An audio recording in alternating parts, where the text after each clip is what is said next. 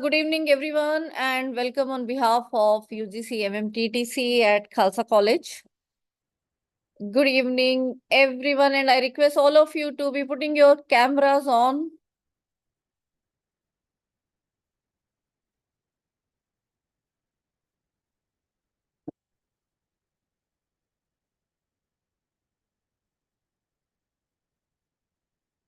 Thank you so much, each one of you, for joining.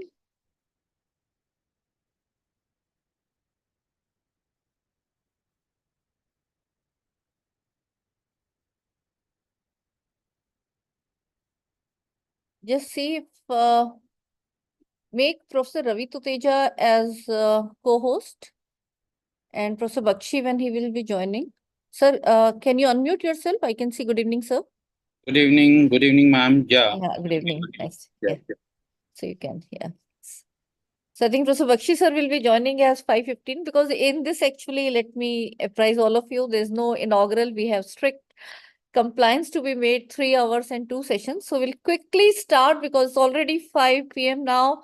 And let me just share my screen.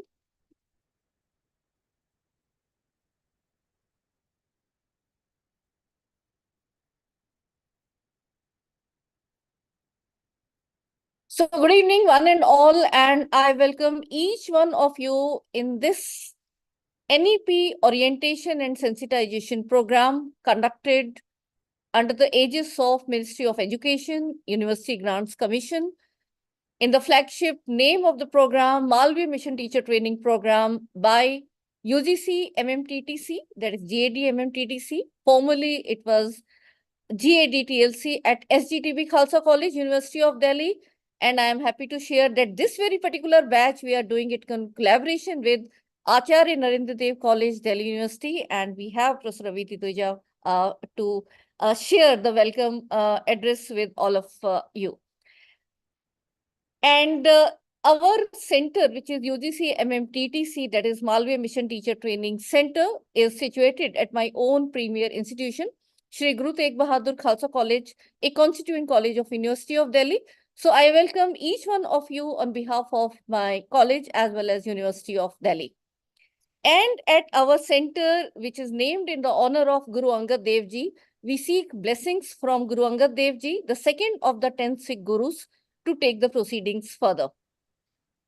And at the national level, let me apprise all of you, this scheme has been named in the honor of Bharat Ratna Pandit Madan Mohan Malviya Ji. So remembering his immense contribution in the field of education, let's take the proceedings further. And I also welcome each one of you on behalf of Acharya Narendra Dev College, a constituent college of University of Delhi, in this very particular program. I'll request all of you to join hands and let us pray to the God for seeking the blessings. But before that, let me welcome each one of you with a virtual bouquet of flower. All dear participants who are many of administrators, teachers, research scholars, and other from education system, higher education institutions from all over our country. And I welcome each one of you on behalf of my core team at GAD-MMTTC as well, which consists of Padma Bhushan Sardar Talochan Singh sir, who is our chairman of governing body at SGTB Khalsa College. Professor Ved Prakash sir, former chairman UGC, and he'll be taking the second session today. Professor A.K. Bakshi sir, founder VC PDM University and former VC UPRTO. And he again has been in the core team last from more than a decade now. Professor Jaswinder Singh sir, former principal of HETB Khalsa College, and now he is Vice Chancellor of Eternal University, Himachal Pradesh.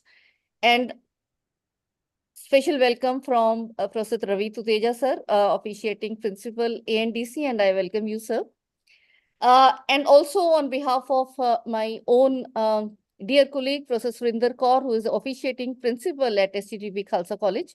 And I'm your host, I'm Vimal Rar. I'm the program director of this center, the UGC-MMTTC at Khalsa College. And I also will like to welcome each one of you on behalf of my organizing team, which consists of Professor Sarita Pasi from Zakir Hussain College, Professor Seema Makhija from Acharya Narendra Dev College, Dr. Mamta Srivastava from Shri Tikaram Kanya Mahavidyalaya, Aligarh, and from the same institution, we have Professor Viniti Gupta as well. Dr. Rupali Bhalla from my own college, Dr. Anamika Srivastava from MET School of Communication. And yes, all of you can also help us in this in the forthcoming program, provided I'll discuss more details later on and how you're active and want to take this thing further. So welcoming each one of you in this, let us join hands to seek the blessings of the God.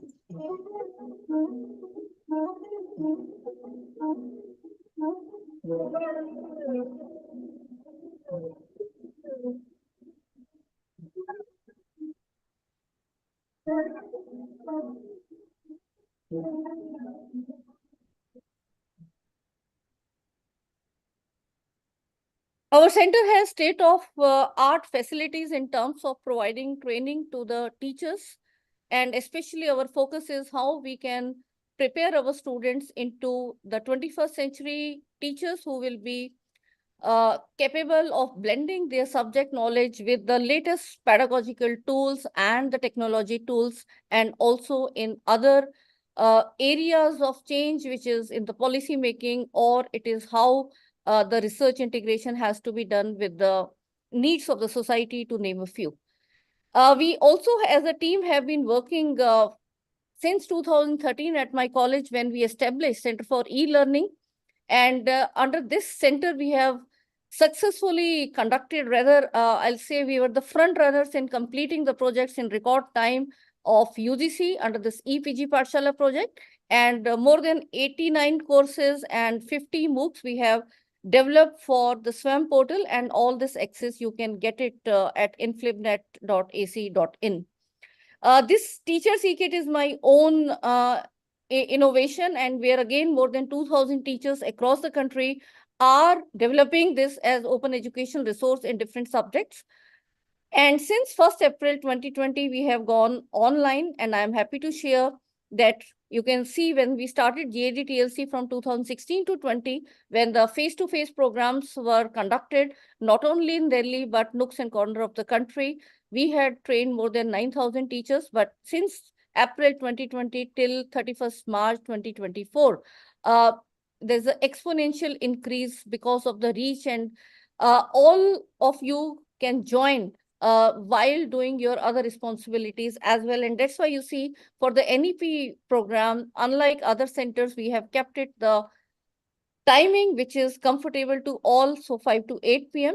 And I'm happy to share now more than 95,000 teachers we have touched upon. We have also conducted RPIC programs in 2018, 19, and 20, but these are no longer continued. But then also out of the 42, our chemistry content was rated one of the best and also got the largest number of enrollments.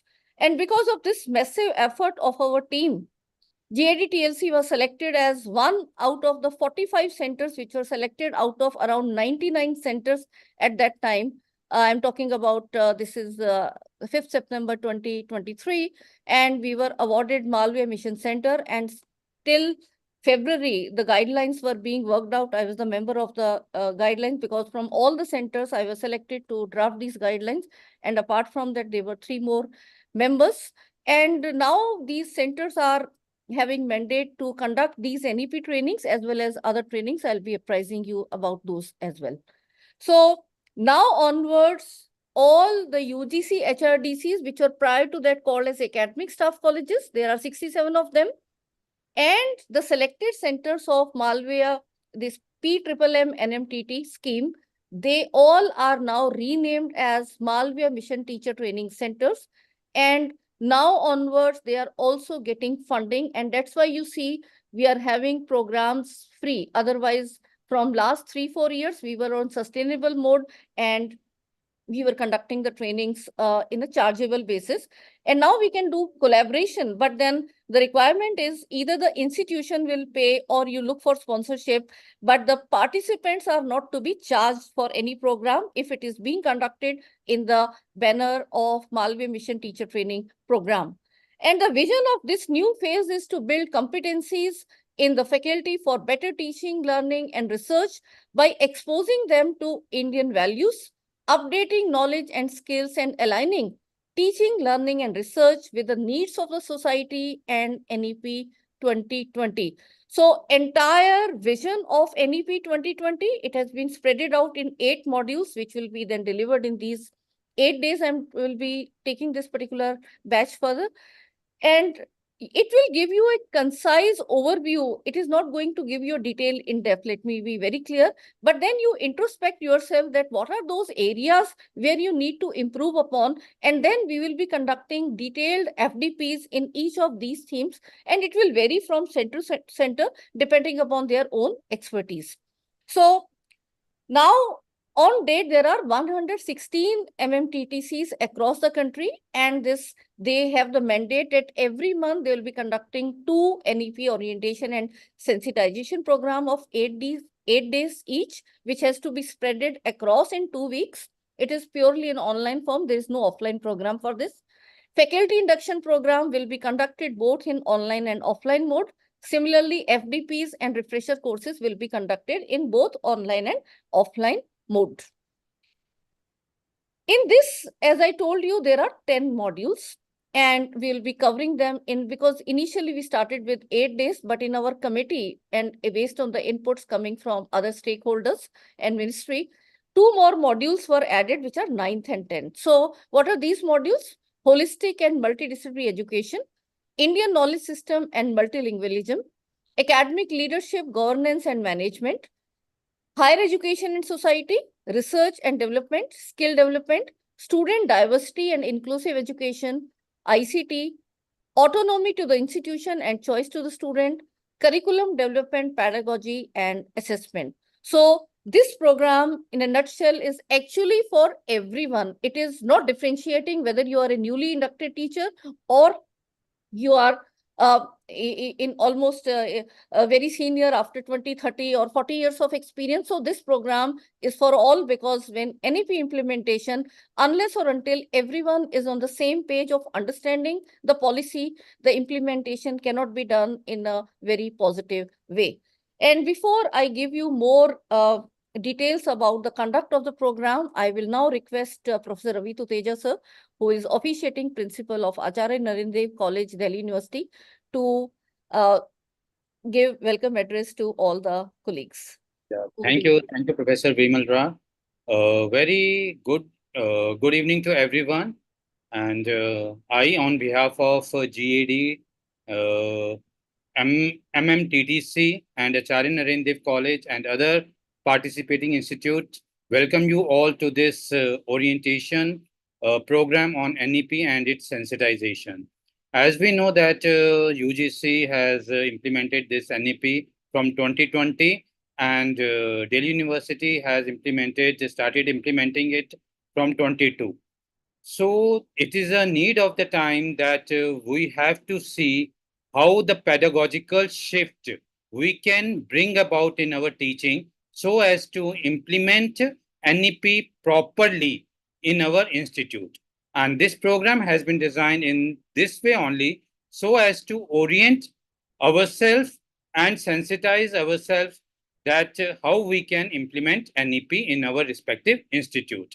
And I will not take much time since Professor Bakshi has already joined. And I welcome you, sir. And I hope that this program will be beneficial for all of us. Thank you, ma'am. Thank you. Thank you so much, sir. And it's always a pleasure working in collaboration with you and your entire team. So thank you. Thank you so much. And I can see Professor Bakshi also joined. So good evening, sir, and welcome in this particular batch. June-A, that is how we call, because every month we have 2 batches. So we call them as A or B. And so let me give you very important instructions which we all have to abide to. First of all, that this particular program, as I told you, the window is from 4th to 14th June, but there will be 8 days where we'll be conducting these sessions from 5 to 8 p.m. And what are these? These are Tuesday to Friday. Yes. So Saturday, Sunday, and Monday, which will be in between, will be off. So we'll be having session on 4th, which is today, 5th, 6th, 7th, then 11, 12, 13, 14. So these are the 8 days. And every day of these, it will be from 5 to 8 p.m. And 16 June, which happens to be Sunday, we'll be conducting the quiz for this, which will be based on all these. So what are the assessment parameters? There is no written assignment, no project, but what you have to do is first is the attendance and participation, from which the grading will be done out of 20. And the only way you can attend is with your video on and on Zoom. And then there will be two quizzes. Both of them will be in online mode, and there will be 40 questions in each of them.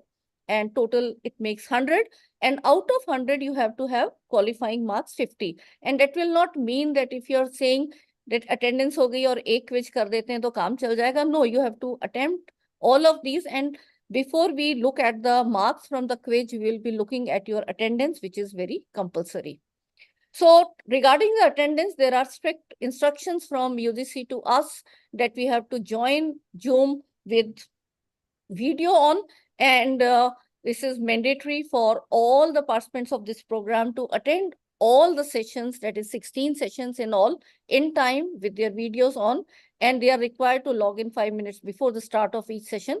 So cooperation from all the participants in this regard is solicited, and failure to do so may disqualify a participant for the certificate of this program, and the decision will be resting with me to take the final cause. And all of you know, I am actually known to be very strict in this regard. Let me make a, so wherever there is a knowledge or learning or any of your queries to be solved, we are there with you. But in this regard, something I will not be able to. And if you cannot do, please, my humble request, because we are conducting the batches every month too. So you can send a request to be shifting in the next batch so that we can accommodate some of the other colleagues who are waiting. Every batch we are having waiting of more than 150 participants who are there. So please, this is humble request that you look into this aspect. So the two quizzes will be divided into this way. Module 1 to 4 and Module 9 will be in quiz 1, and Module 5 to 8 and Module 10 will be in the quiz 2. But both these quizzes you can give in the same day, at the same time, or in the segregated time, one in the morning and one in the evening on the 16 June, which is Sunday. The feedback will be for every session, and every session feedback will be asking you to write 3 takeaways.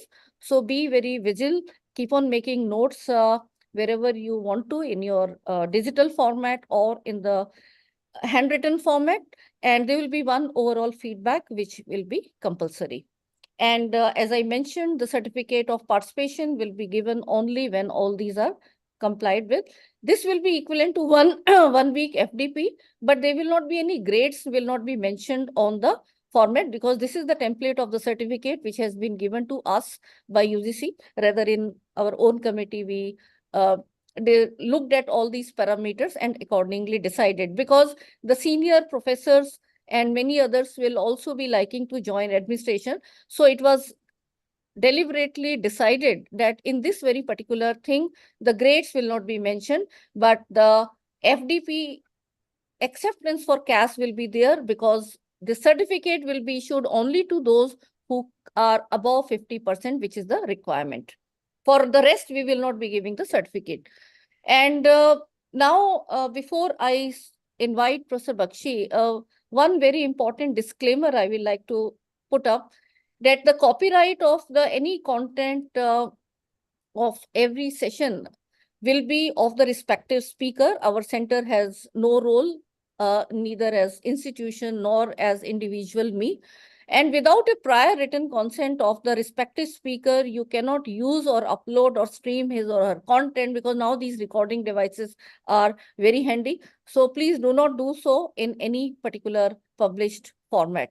And now for the session first, which will be on higher education in society part 1, I'll be requesting Professor A.K. Bakshi sir, who is founder, Vice Chancellor, PDM University, Bahadurgarh, and former Vice Chancellor of UP Rajashri Tandon Open University, Allahabad, Uttar Pradesh. And also he had been Executive Director of Tertiary Education Commission, Mauritius, a body which is equivalent to University Grants Commission in India. So apart from these top administrative position, he has also been head of the Department of Chemistry at Delhi University, director of CPDHE, director of Institute of Lifelong Learning, and also visiting professor of GGS-IP University in Delhi. He has also been the chairman of GAD-TLC and member of the Standing Committee of National Mission on Education through ICT of Government of India. He was also the chairman of the Content Advisory Committee for the Chemistry content for the Sakshat portal, which was the very first initiative of Government of India to provide the digital resources. A double gold medalist, record breaker, and recipient of several awards and academic honors, Professor Bakshi was felicitated 2 times for his outstanding contributions to education by the former President of India, Dr. APJ Abdul Kalam. Professor Bakshi is the co-author and author of nearly more than 200 research and education articles, 1 patent, many books, and in terms of e-modules, more than 50 modules, and also as for the content at EPG Pathshala, the ARPIT programs of MHRD. Professor Bakshi is one of the most sought-after speakers in the country, having delivered more than 400 invited talks, not in the last 4 years, I will say within 1 year. Every other day is there to guide our younger colleagues. And Professor Bakshi has also been a member of the national writing team of chemistry class 11th and 12th books of NCRT.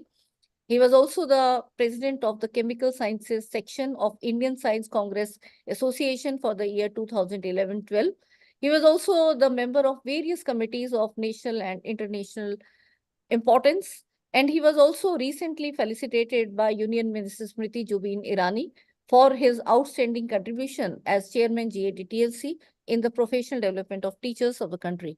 He's also one of the first persons from universities in India to have been selected as a member scientist of third Indian research expedition to Antarctica. And this expedition built India's permanent base Dakshin Gangotri in Antarctica. So I think although he doesn't need any introduction, but I always say this because this is motivating to our younger colleagues, and they also get filed, okay, all these things can be done, and so that they explore and go into these positions as well as members of the various committee. So welcome you, sir, once again, and over to you for your enlightening and motivating session. Thank you very much, Professor Vimal, for your very kind words of introduction. And good evening, one and all. It's a pleasure to see Professor Ravi Tuteja also present.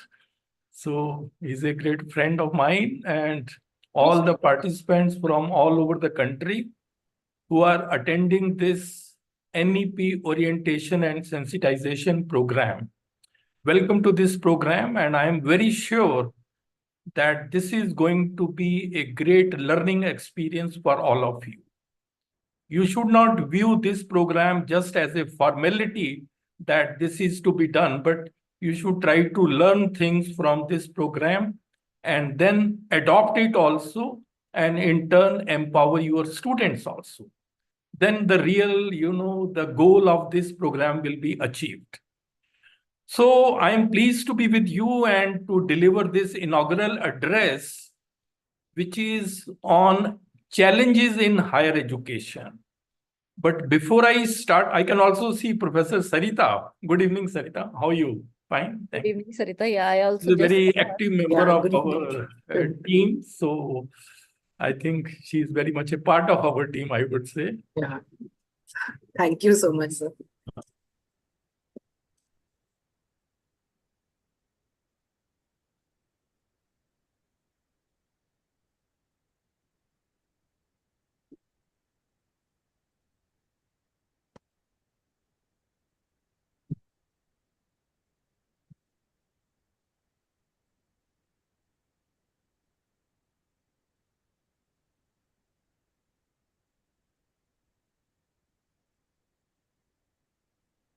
So you can see this is the title of my talk.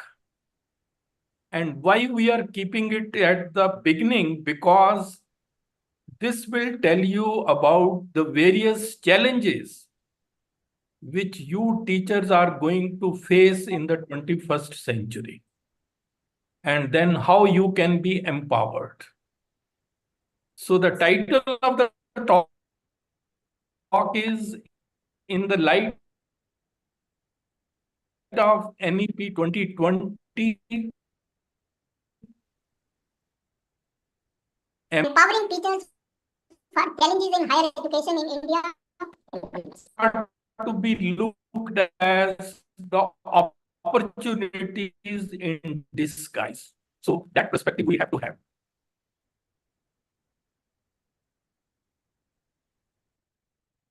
See, this is going to be a motivational talk based on NEP 2020 aimed at empowering higher education teachers to enable them to succeed and thrive in the 21st century. And believe you me, it can prove to be a game changer for each one of you, irrespective of at what level you are. And this entire talk is based on my conceptualization and experience. And it will prepare you for facing the challenges not only in your profession, but also in your life. The basic thinking behind the talk is, give a man a fish and you feed him for a day. Teach a man how to fish and you feed him for a lifetime. So a lot of my personal experience is also a part of this talk. This will be in two parts. First, I will give a brief introduction where I will talk about some salient features of NEP 2020 and the traditional roles of teachers. See, NEP 2020 is a vast document. But let's try to understand the spirit behind this policy. And it is an education policy. And please remember, education is relevant and of quality only when it is able to serve the needs of the changing society. Otherwise, education has no meaning. And then 21st century world is changing very, very fast, mainly because of technological advancements. And therefore, there is a need to change the education. And that is what it is said in this NEP 2020 document. This policy proposes various reforms in education that are suited to 21st century needs. And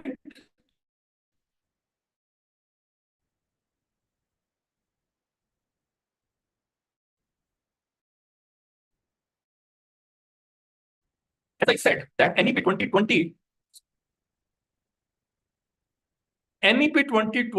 is a visionary document which expresses the aspirations of the nation. And this policy aims at making India a global knowledge superpower and a global study destination. When I say global knowledge superpower, it's not only in terms of dissemination of knowledge, that is teaching, but also in terms of creation of knowledge, that is research.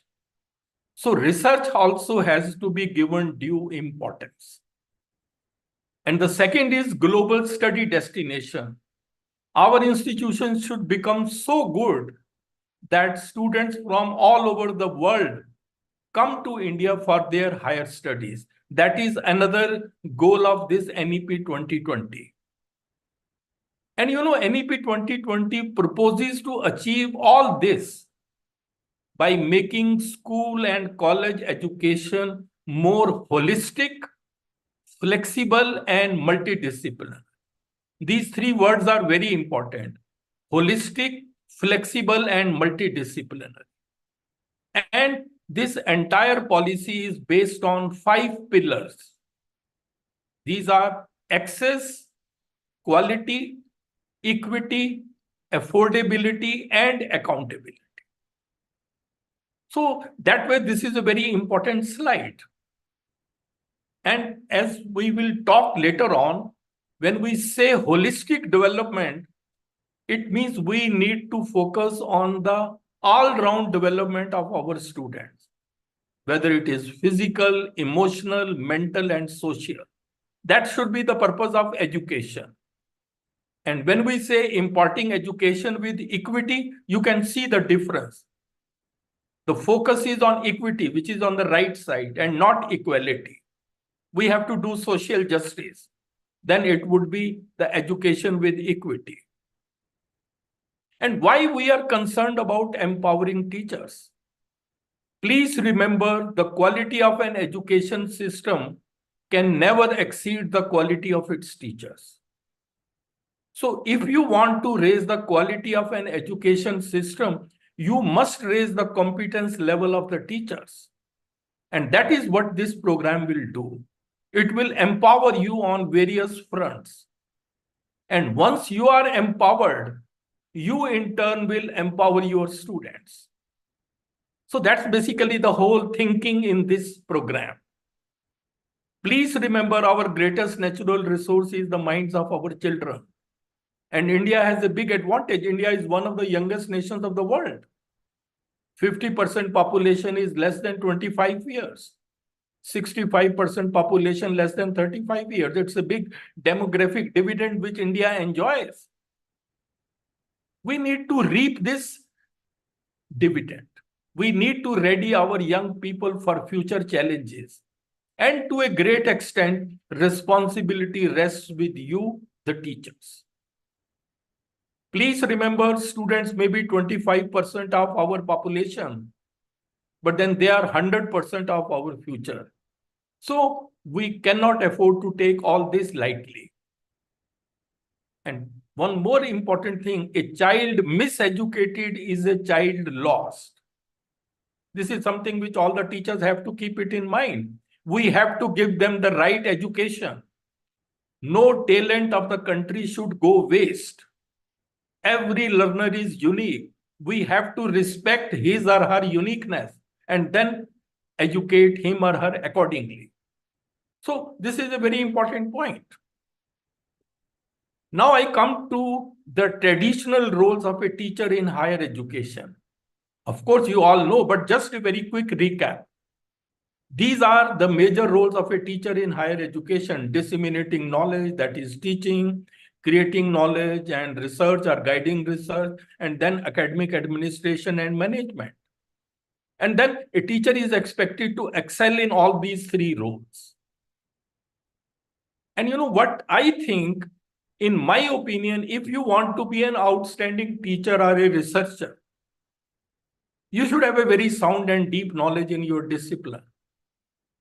In whatsoever discipline you may be, this is very important. Then very good in practical skills. You should have the clarity of concepts, and your teaching should reflect the amount of thinking you have done on the subject. That is very important. It's not just merely passing down the information before the students. No, that's not the purpose of teaching. You should have thought a lot, and then you should have the passion to become an outstanding teacher. That passion should be your driving force. And if you want to be an outstanding researcher, besides what I have said, you need to be an out-of-box thinker. You should have an analytical mind. Any problem, you should be able to break into various parts and then link them. You should be innovative and creative. And then 4 C's. You should be curious, creative, courage, and commitment. These are the 4 things you should have. And you know, it's very easy to write, but very difficult to have all these things.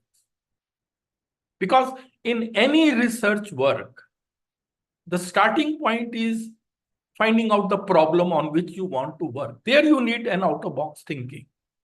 You have to be creative. And then for an outstanding teacher or a researcher, you should have excellent communication and presentation skills. See, in this profession, these are a big asset, because no one will really take the pains to listen to your ideas until and unless your communication is effective and impressive. You have to be very good. And there may be many young teachers in this who are just the beginners. They should take it very seriously. And please remember, all the great speakers were bad speakers at first, but then they made efforts and then they reached to the top. So you should work in that direction. So this was my part A, where I have just told you a very brief introduction about some things. Now I come to part B, where I will talk about what are going to be the challenges in the 21st century for higher education. See, we are living in an information age. So let's look at the challenges of the present information age. First thing is that this information age is an age of uncertainty with respect to jobs. There is a very famous Future of Jobs report published by World Economic Forum, which says that 65% of the children entering primary school right now will be working in jobs that don't even exist right now. So what does it mean? That we are not sure where our students will be employed tomorrow. Those jobs may still not be existing. So there is a lot of uncertainty. This is something you have to keep it in mind. Then this is an age of mass education. This is an age where more and more students over the next 30 years will graduate than since the beginning of the recorded history. Because every institution is trying to increase the gross enrollment ratio. So the result is going to be that there are going to be very few traditional jobs, but many takers. That will create a tough competition. This is something about which we also need to be aware of. And the third thing is that this is an age of artificial intelligence. This is an age where artificial intelligence will equal the intelligence of the students by the time they finish their formal education. So the question is, if I can have machines with the same intelligence as you, then why do I need you? That would be a question in future. Because of this artificial intelligence, all those jobs which are repetitive or predictable nature, which require no critical thinking, no critical analysis, no research base or no specialization, all these jobs are going to be in danger, either to AI or automation or robotics. Look at the picture. Along with humans, some robots are working. That is how the future is going to be, if the job is repetitive or just predictable nature. And now it is even said, in future, humans may not be required for the so-called left brain function. On the left side, you can see the picture of the brain. The left brain functions are those involving numbers, language, analytical thinking, logic. Humans may not be required for these left brain functions. Because anything which can be measured by numbers can be solved by AI models. Therefore, in future, emphasis is going to be more on right brain functions, which include creativity, imagination, critical thinking, emotional intelligence, all those. So that is also something you have to keep it in mind. And recently, Elon Musk, he said that in future, AI systems will be smarter than the smartest human, probably even by next year or by 2026. So you can very well imagine where AI systems are going to end up. They will beat us.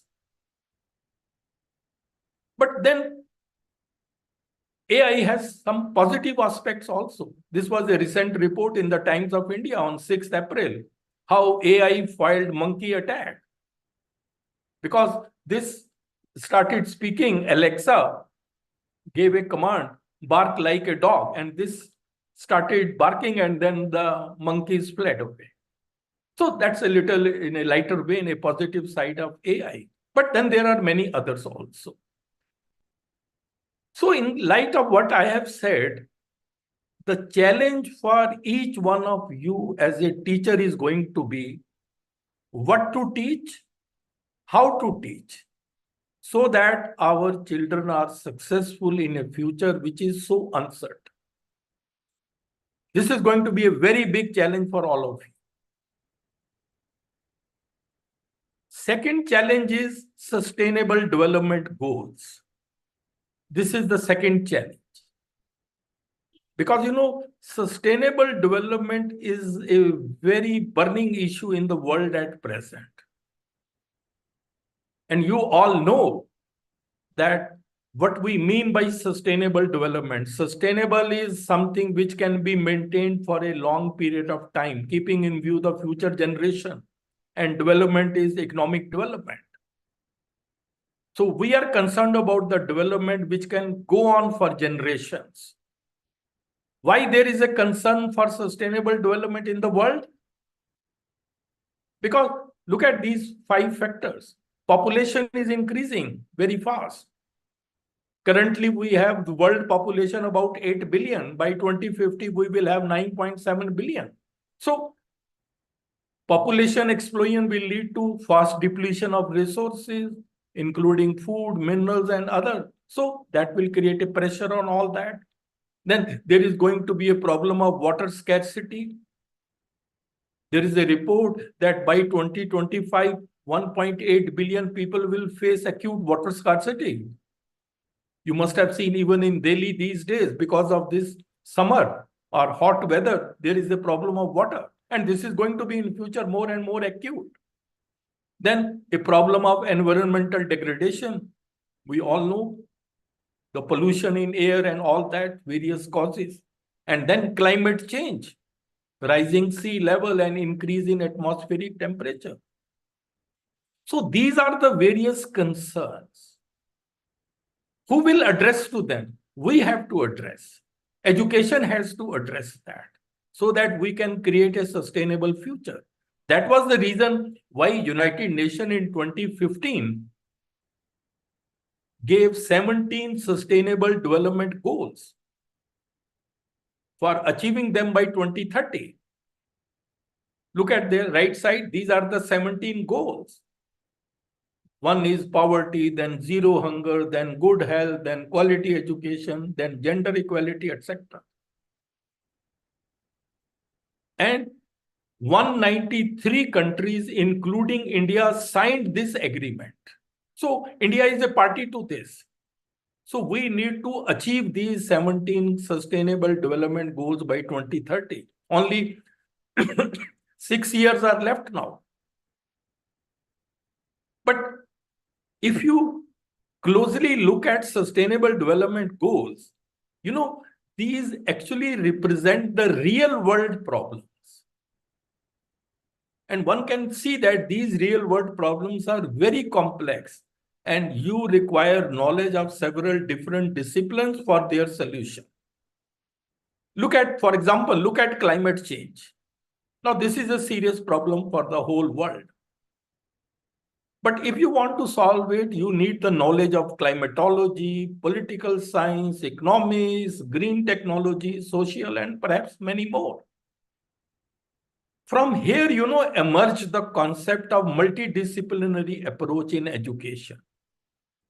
Because multidisciplinary education will allow students to gain a deeper understanding of the subject matter through the lens of different disciplines.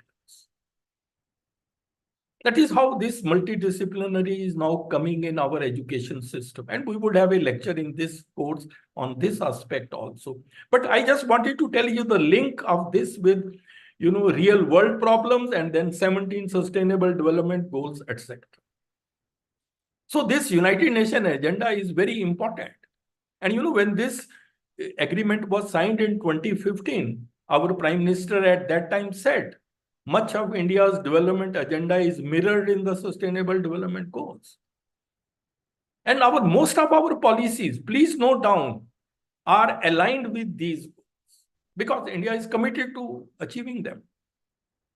And even G20 meeting, which we recently had a few months back, it is also committed to work which is in alignment with this 2030 agenda for sustainable development. Because this is universal. This is a roadmap to humanity. And one of the goals, as I just mentioned, was Sustainable Development Goal 4, which is quality education.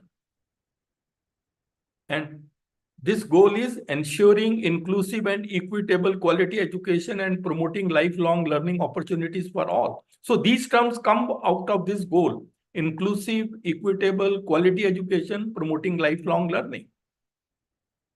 And you will be surprised that this goal was given in 2015 when the agreement was signed. And our NEP 2020, which now came, that is based on this goal. So you should keep this thing in mind, that various provisions of NEP 2020 are also aligned with the Sustainable Development Goal 4. So sometimes, we are not aware of how our policies are being formulated. That is basically in keeping in view, in alignment with Sustainable Development Goals. Even concept of smart cities, even national health policy, all are aligned with sustainable development. And therefore, education will have to take it into account. Our teachers will have to be aware of our students like that. And the third challenge is, which we are going to face in the 21st century, is 21st century learning needs. This is another big challenge. See, it is said that in the 21st century, if you want to excel, you need at least two things. One is rigorous academic content. You should be very good in the subject, very good. And then 21st century skills. These two taken together lead to deeper learning. So deeper learning is a sort of an umbrella term which takes into account these two, which is a must for every student. And these 21st century skills are a set of abilities which each one of us must have if we want to succeed in the modern times. These are the 21st century skills. Look at that. One is the learning skill, where we have critical thinking, creativity, collaboration, and communication, 4 C's.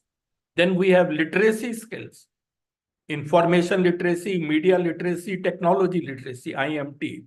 And then life skills, flexibility, leadership, initiative, productivity, and social skills.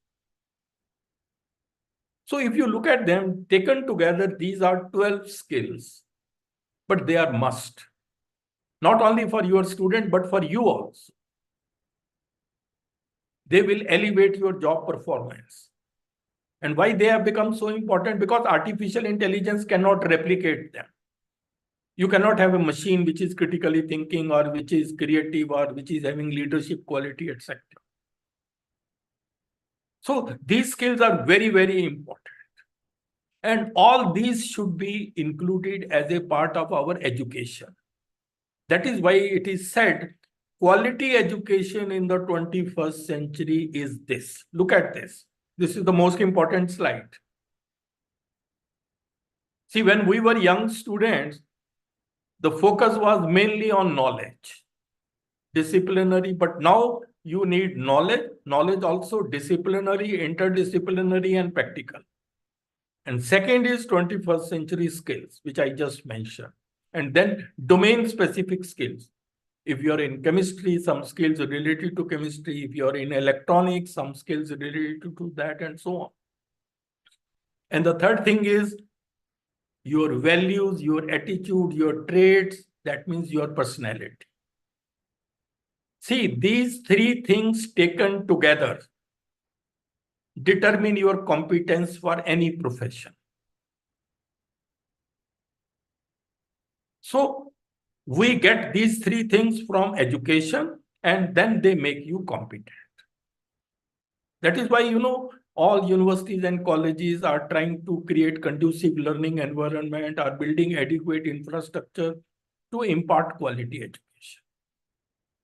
In Delhi University also, skill enhancement courses and value-added courses are started just to strengthen second and third points. In IAS, there is a personality test because there they want to determine your values, attitude, traits, etc. So this single slide will cover everything. Please remember that. So therefore, the goal of education or quality education should be to acquire competence. And this slide is again a summary of that.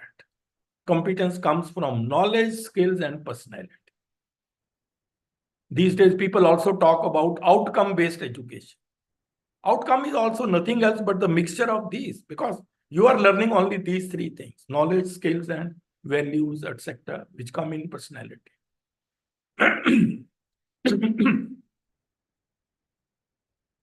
The fourth challenge, excuse, the fourth challenge which I perceive from my vast experience is, I think our system, there is a dearth of creative and innovative minds in India. This is a serious problem in India. Look at this.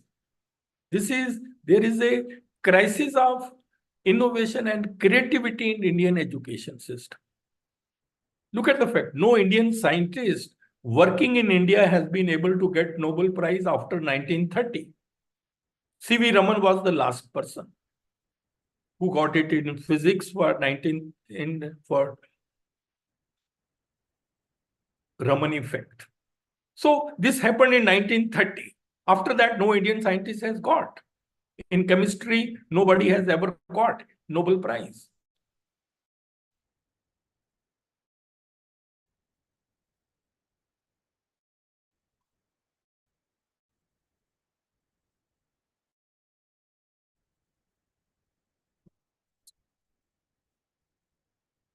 These people, Hargobind Khurana, Chandrasekhar, and all these people,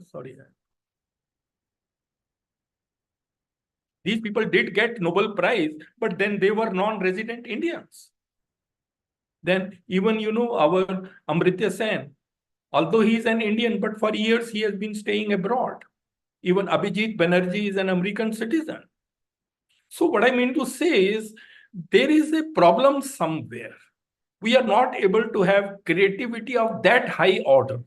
Why that is happening? And this is all, please remember, Nobel Prize is not a lifetime achievement award.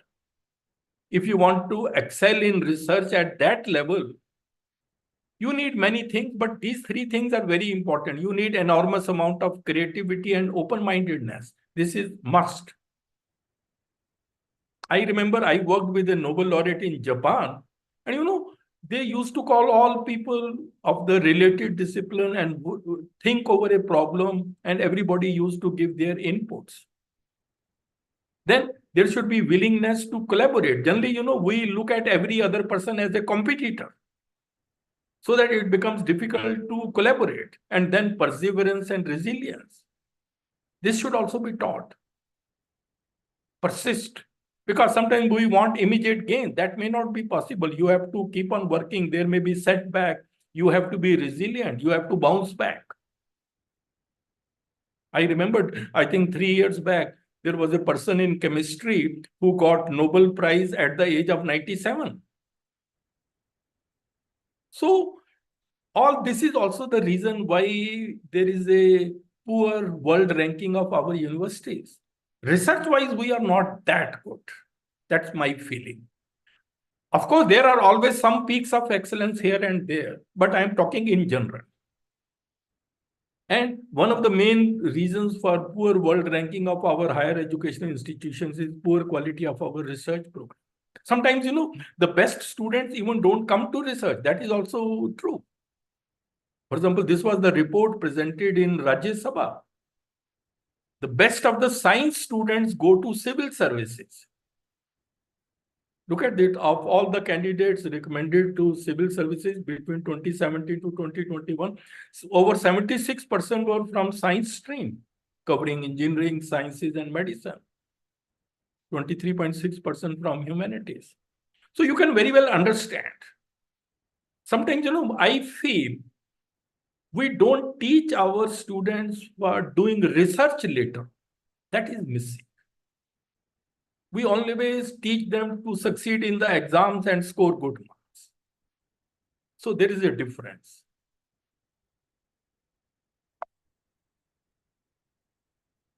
So why do we lack in quality in research? Ultimately, if you analyze, it is linked with our education system. There is a fundamental flaw in our education system. See, we are all teachers, and we must understand where are we faltering. And just watch this video. This will be an eye-opener for all of us. Just watch this if it works.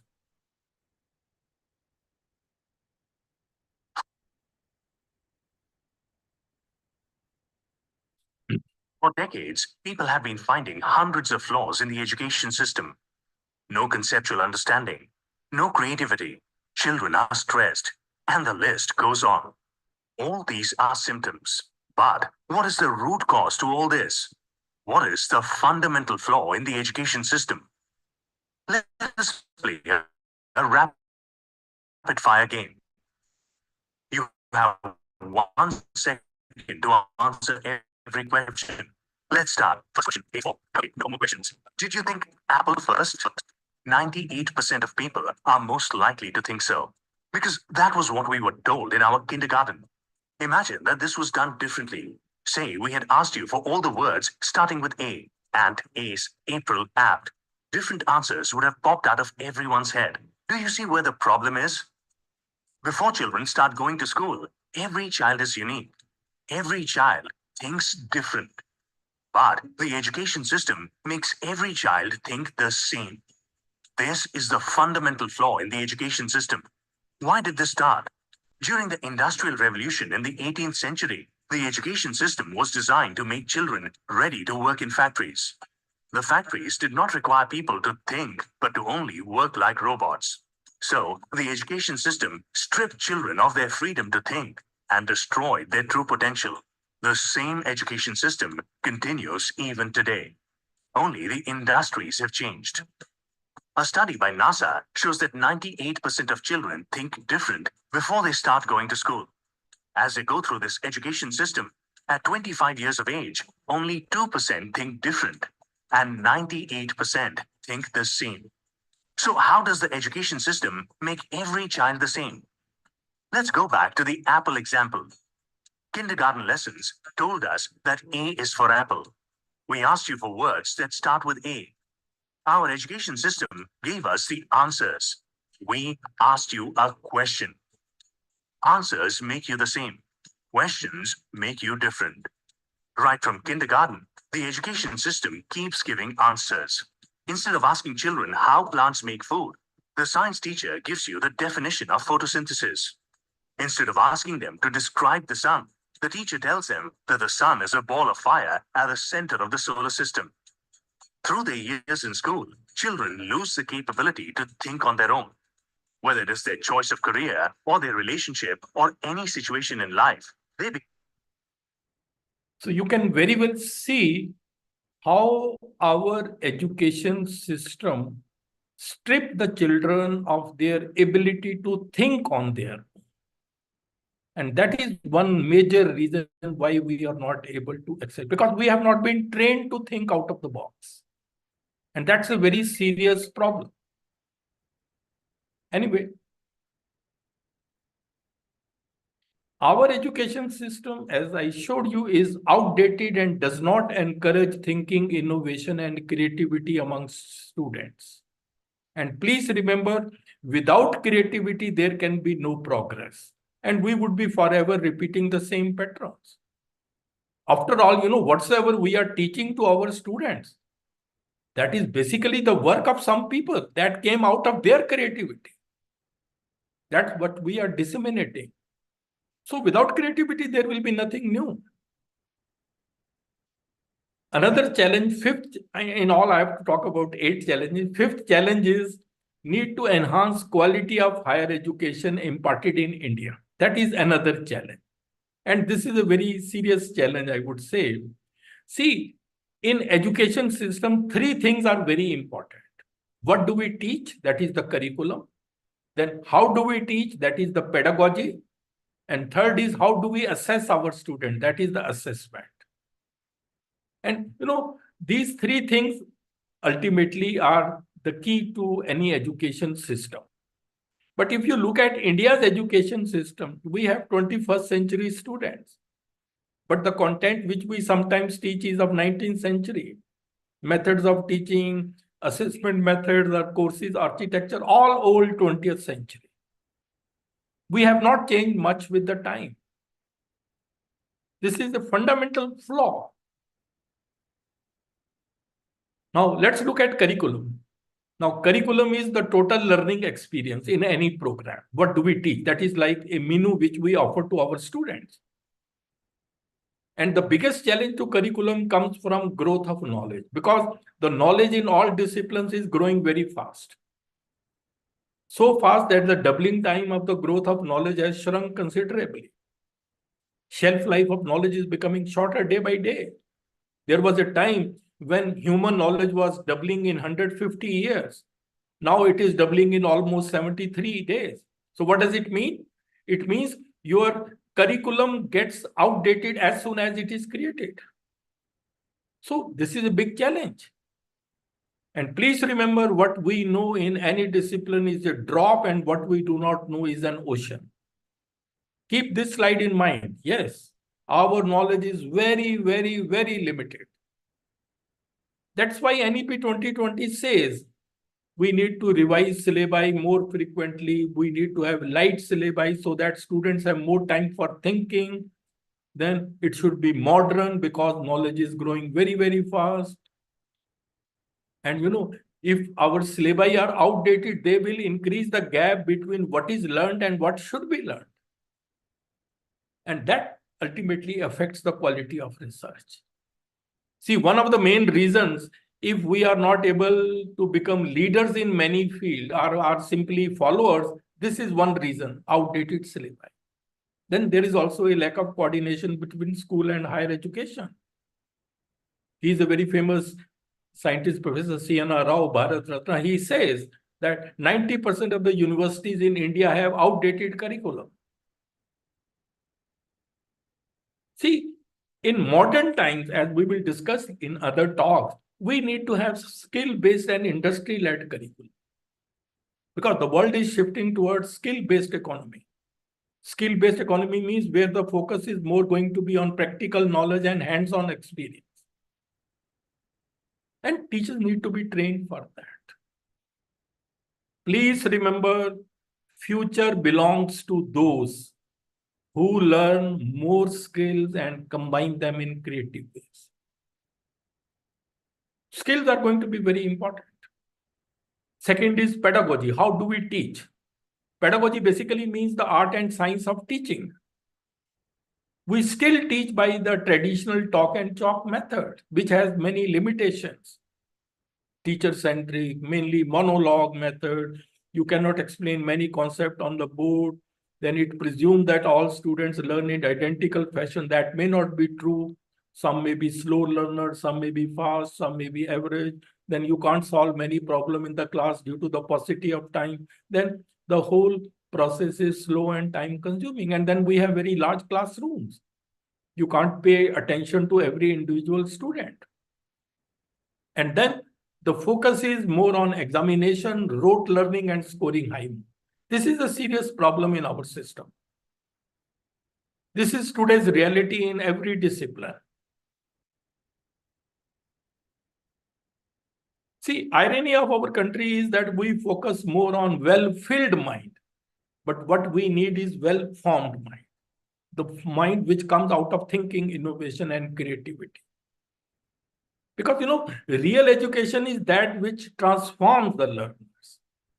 That's unfortunately not happening, because rote learning is not sustainable. Once your exams are over, you will forget everything. And transforming is like, you have a seed, then it gets transformed to plant, from plant to tree, such type of transformation in individuals.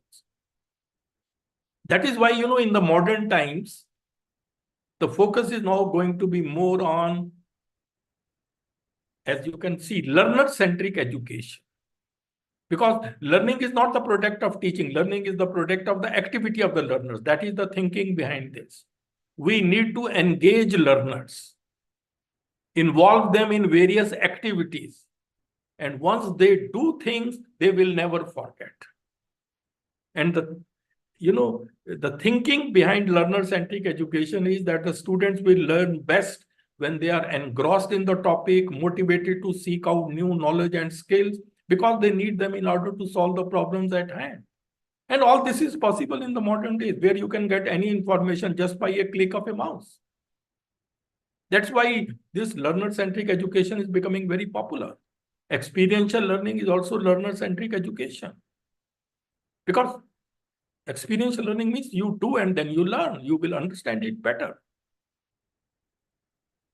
And that is the reason why fostering experiential learning and critical thinking among students is an important objective of NEP 2020. So the question is, knowing this is okay, but we have to adopt all this in our education system, starting from school education. Unfortunately, that is not happening. That is the real problem.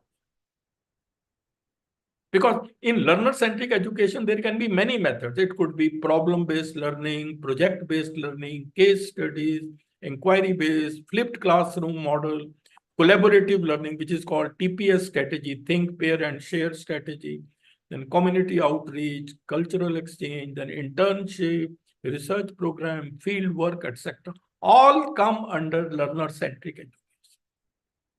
We need to shift our focus to this. And this is happening in many parts of the world, unfortunately, not much in India. And once we have learner-centric education, roles of the learners will also change from passive learner to active, highly independent, and creative thinkers. They will themselves get involved because they are doing it with their hands. If you look at these universities, Harvard, Stanford, Wharton, in all of them, focus is more on project-based, problem-based, case studies, experiential learning, and collaborative learning. Very little focus on lecture-based learning. But we still have maximum focus on lecture-based learning. It has many serious limitations. Please remember that. Please remember, if we teach today's student as we taught yesterday, we are going to rob them of tomorrow. Teachers will have to change with the changing times. This was my article in Education Times about the creativity crisis in the Indian education system. This was about flipped classroom. We will have discussion on it separately. Then comes the assessment part, examination. NEP also says we need to transform the culture of assessment because assessment drives learning. The way you will assess your students will learn in that way. So it can be a good way to enhance the quality of education. But if you look at our examination system, it is mainly rote-based, mainly about textbook content, testing facts, definitions given there. If anything comes outside the textbook, people protest, they say it is out of syllabus like that. And then our traditional exams do not assess the skills which industry needs. Hardly we talk about that. Therefore, assessment process needs to be made more scientific to encourage multiple skills of the students, such as analytical thinking, critical thinking, and conceptual clarity. This is very, very important. We will talk about this later on. And in all this, teachers can play a very important role in assessment and evaluation. See, there are about 4 crore students enrolled in higher education. They appear in various exams. What type of questions you ask them, that becomes very important. So in this entire exercise, your competence, your creativity, your skills matter a lot.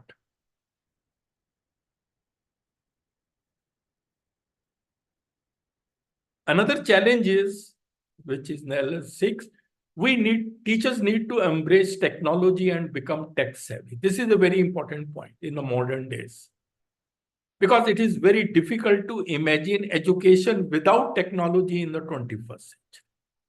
Very difficult. Even NEP 2020 says that the relationship between technology and education at all levels is bidirectional. Technology enhances the quality of education. Enhanced quality of education further helps in improving the technology. So they feed on each other. Therefore, teachers will have to become tech savvy. This is a big challenge, especially for senior teachers. Because being tech savvy is no longer optional for you. Please remember it. It is essential for providing high quality education, meeting the needs of modern students, and preparing them for technology-driven world. So you all will have to become tech-savvy teachers. Sometimes there is a resistance to this from senior teachers. No, there is no way out. You will have to learn all the things.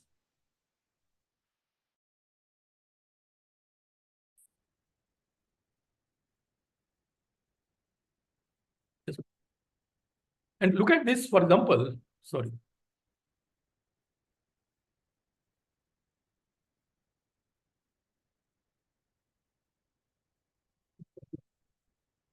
Internet is not stable. Anyway, now look at this.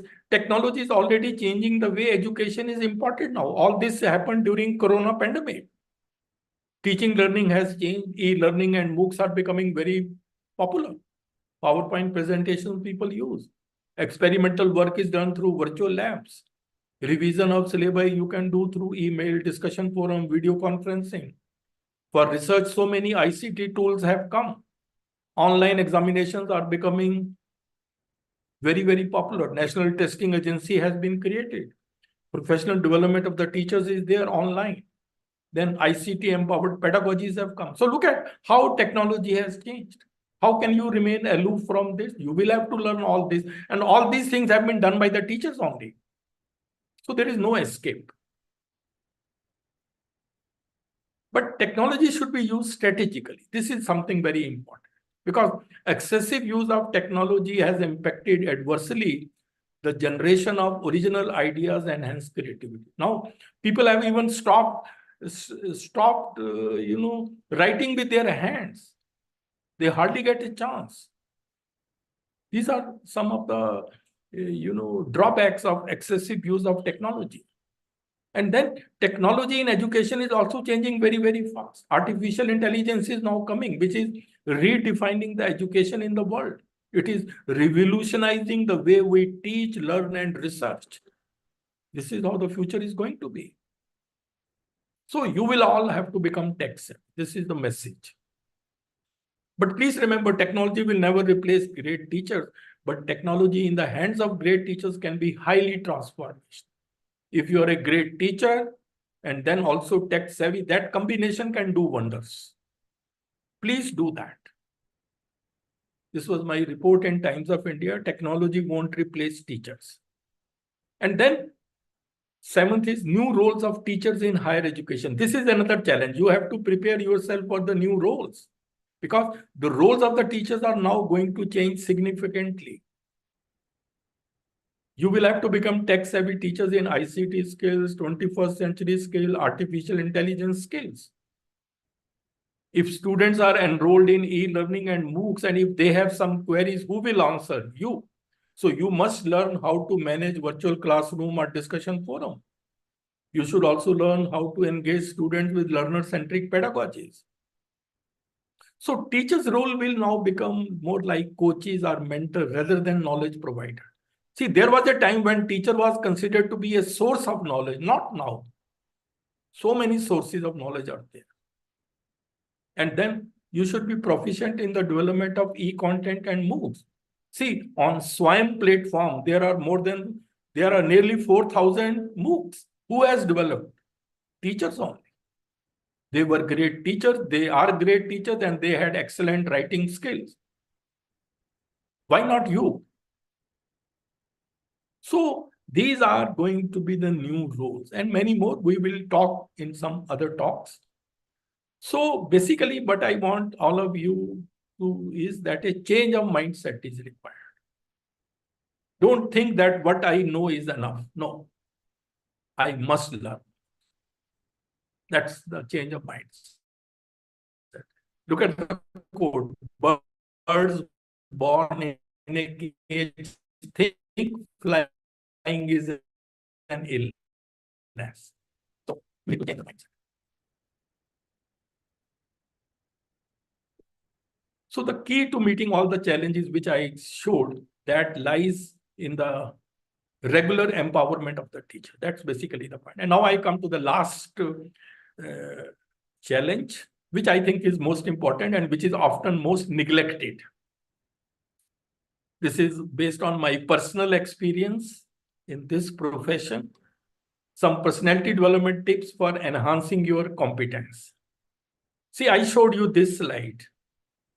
Your competence, even in your teaching profession, will be determined by your knowledge, skills, and personality.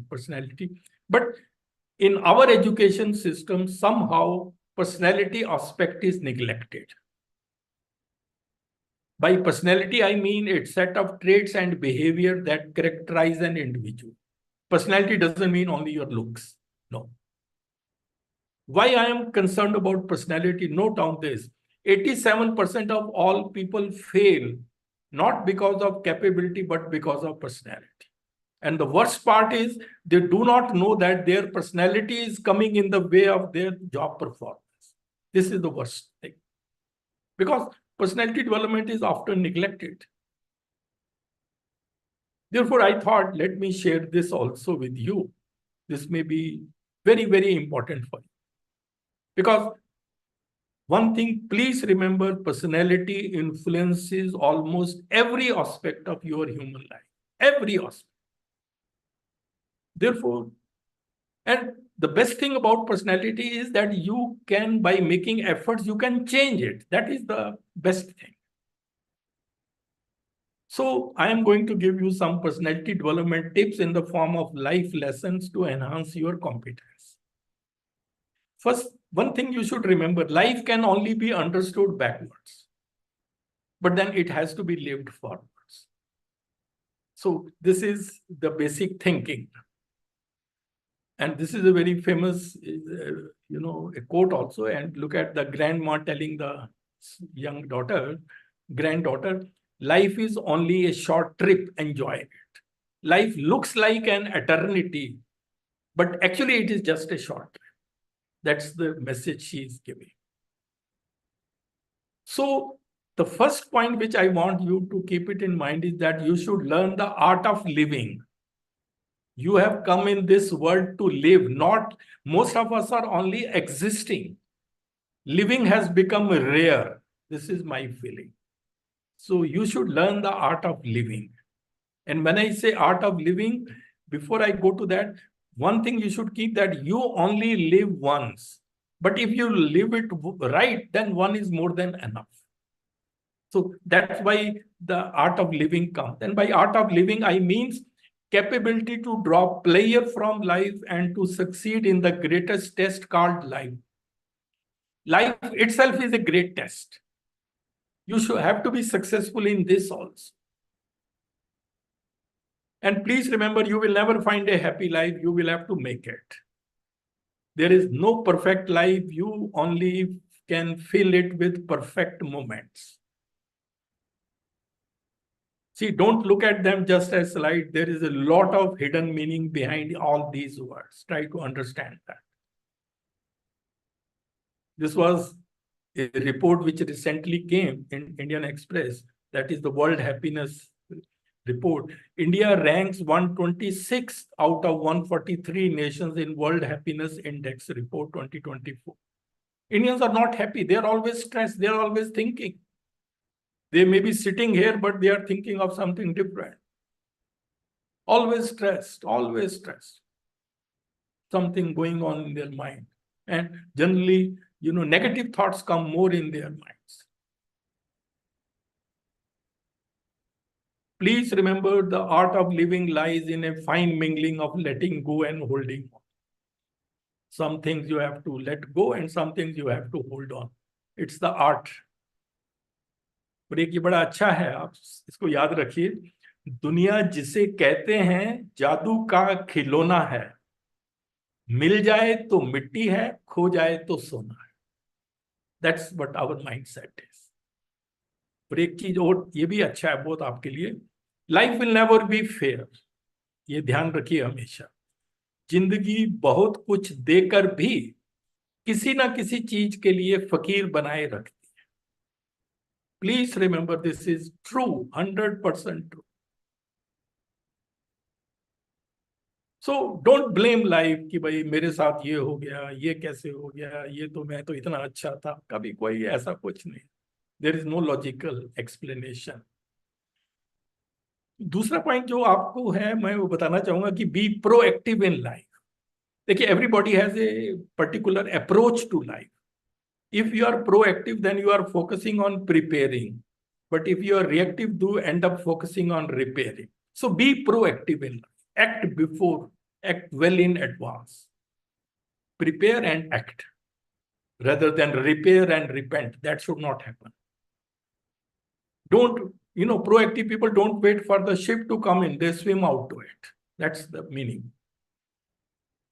Then I know most of you must be very hardworking, but please remember, work hard sensibly. This is very important. Sensible is the word which I am putting there. Because in respect of working hard, direction is more important than speed. Choose your direction very carefully. You have only one life. You will never get the time again. In what direction you have to go, choose it very carefully. Of course, you are free to choose any direction, but then you will not be free from the consequences of your choice. So choose it very carefully. And please remember, life is a process. No one rises suddenly in the world, not even the sun. Choose right direction, work hard, be persistent, keep on working, and then there will be no looking back. Then in this journey, self-belief helps you a lot. Self-belief means, look at the quote, a bird sitting on a tree is never afraid of the branch breaking because her trust is not in the branch, but in her own wings. That is the confidence you should have. This can do wonders for you. And one who believes in himself has no need to convince others. See, these are my lessons for you. I learned also very late. Nobody told us these things. Then never get arrogant. Sometimes, a small success goes into a person's head and the person becomes arrogant. No, never let it happen, please. Arrogance is the surest path to failure. Look at your quote. कभी किसी चीज का घमंड आ जाए तो शमशान का एक चक्कर लगा आना, तुमसे बेहतरीन लोग वहां राख बने पड़े. Just remember, you are dust and to dust you will go. So keep this reality of life always in mind, then you will never become arrogant. You will remain grounded because it's just a passing phase. समय और भाग्य पर कभी अहंकार मत करो, क्योंकि ये दोनों परिवर्तनशील हैं. पता ही नहीं चलेगा किस टाइम सब कुछ बदल जाता है. और एक self-discipline is very important quality. Self-discipline, I mean mastery over your thoughts. If you can control what you think, you can always control what you can do. So this self-discipline can help you a lot. Because there is nothing in this world that can trouble you more than your own thoughts. And we are always thinking something. There is a report, I was reading that an average person thinks 70,000 thoughts a day. Cages are not made of iron, they are made of thoughts. We are always thinking something. Even while sitting here, maybe some of you are thinking something else. That does happen. So if you can learn self-control, you can master anything. You can practice it. This is a big thing if you can do this. Yoga and some exercises, you can do that. And many people have done it. And then this will also, make you mentally tough. Because mental toughness is sometimes which you need, especially in the face of adversity. So this self-control will also make you mentally tough. And please always strive for excellence. Excellence should be the key word. Look at the quote. A penguin can never be a giraffe. So try to be the best penguin you can be. Any line you choose. You are an excellent teacher, reach to the top. Excellent researcher, reach to the top. Excellent administrator, reach to that. Strive for excellence. And then be positive and honest. Because always positive thinking will always help you. Look at this, getting 11 marks out of 10. So that's the height of positivity. Then positive thinkers will have a solution for every problem. Negative thinkers will have a problem for every solution. So that it pays you a lot. And then one thing which I have noticed is that many of us sometimes start living in a comfort zone. You have to come out of that if you want to achieve something. Because life begins at the end of your comfort zone. It's only after you have stepped out of your comfort zone that you begin to change, grow, and transform. So come out of that comfort zone. And then there will be no looking back. Sometimes people think, oh, I'm getting a very good salary. My husband or my wife getting good salary. Children are well set. Now, why should I? So that's a sort of a comfort zone. That doesn't let you grow. And then overcome fear of failure also. This is sometimes the problem with many of the young people. They don't take risks. Take calculated risks, nothing. But overcome this fear of failure. Because जब तक तुम डरते रहोगे तुम्हारी जिंदगी के फैसले कोई और लेता रहे. याद रखिएगा इसको. Overcome fear of failure. Failures can be the pillars of success depending on how you take them. You can take them as a stepping stone and reach to the top. Fail is first attempt in learning. Look at that perspective.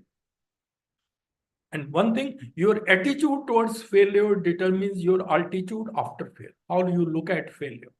That will determine the later on part. And then, this is also very common in young people. I'm saying it, stop worrying and start living. Because, when I was young, I also used to worry a lot about so many things. घर का ये छोटी मोटी चीज. So stop worrying and start living. Because, worry is a misuse of your imagination. We suffer more in imagination than in reality. And that's true that one day you will look back and realize that you worried too much about things that don't really matter. But by that time would have gone and then you cannot do anything. You can't get back the time. So prudence demands that you act loud. And the best thing is you should worry only about the things which are in your control. And what is in your control? Your attitude, your effort, your focus. Just worry about them. Don't worry about things which are out of your control. What others will think, what will happen to that, what will be in future, what will be the outcome of my efforts, what will be the opinions of. Why to bother about that? That's not in your hand. This small demarcation, if you can do, this can be a big help to you. And then take risks in life. Take risks, be courageous, be prepared to lose if you want to win in life. Mentally, you should be prepared. So what does it matter? Sometimes we need to lose small battles in order to win the war. Why not? And this is something which I wanted, I added it later on. Create a sense of urgency in your life. See, if you give yourself 30 days to clean your home, it will take you 30 days. But if you give yourself 3 hours, it will take you 3 hours. So the same applies to your goals, ambitions, and potential. You can create a new life for yourself by creating more urgency in your current life. Try to do this. This will help you a lot. Fix a target and then achieve it in that.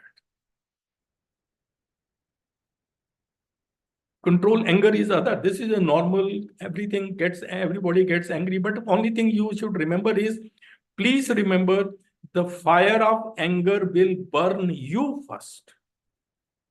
So never get angry, because look at this, you are being burnt first.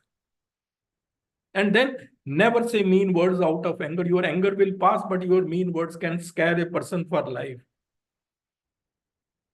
Use either kind words or rather be silent. You need a lot of strength to remain silent when you are angry. You need a lot of strength, but then this pays. And one thing psychology says that beneath anger, there always lies some fear. Whenever you are angry, there is some fear in your mind. That's why that is what makes you angry. That is what psychology says. Try to understand from that point of view. एक बड़ी useful tip दे रहा हूं, किसी पर ज्यादा नाराज होने से बेहतर है कि अपने जीवन में उसकी अहमियत को ही कम कर. मुश्किल तो है, but this is a good step. And then time management, that's everybody knows. Time management is life management. I would again say this is the secret to success. Everybody gets 24 hours a day. The secret to success is how you manage these 24 hours. See, all these are life lessons. All these are personality tips. They can change your life. Look at the Amitabh's quote. कल खो दिया आज के लिए, आज खो दिया कल के लिए. कभी जी ना सके हम आज आज के लिए, बीत रही है जिंदगी कल आज और कल की. That's how the life will pass. You may be 30, 40, 50-year-old. All those years are gone. You can't get them back. And please remember, every day is once in a lifetime. You will never get that time again. So best way is invest your time, don't spend it. Invest your time. This word, you should keep it in mind. बंदी हैं हाथ पर सबके घड़ियां, मगर पकड़ में किसी के एक लम्हा भी नहीं. So just, I think it itself is a lesson for all of us. And time spares no one. Time किसी को नहीं छोड़ता. ये मैंने एक वीडियो बॉलीवुड से लिया है, 1 मिनट का है, पर आपको अच्छा लगेगा.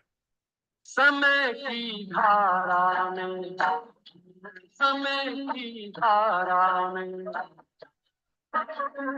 मर रह जानी थी है, जो घड़ी थी है, जो घड़ी थी है, वही रह जानी थी है. देखिए ये सारे कितने बड़े कलाकार थे, mass following, and see how time changed. So a lot to learn from all this. So that's why people say live in the moment. The present moment is the only moment available to us, and it is the door to all moments. Life becomes more meaningful when you realize the simple fact that you will never get the same moment twice. So live in the present, make the best use of it. I always say one word, life is gradually slipping away. Please remember it. Life is day by day slipping away. And have a high opinion of yourself. This is very important. Don't think low of yourself. Look at this. Having a low opinion is not modesty, it is self-destruction. Think high of yourself. It is a necessary precondition for happiness and success. You may not be perfect in many things, agreed, but then many things cannot be perfect without you also. So stay special in your own little ways. You are unique, no one can match you. Have this thinking about yourself.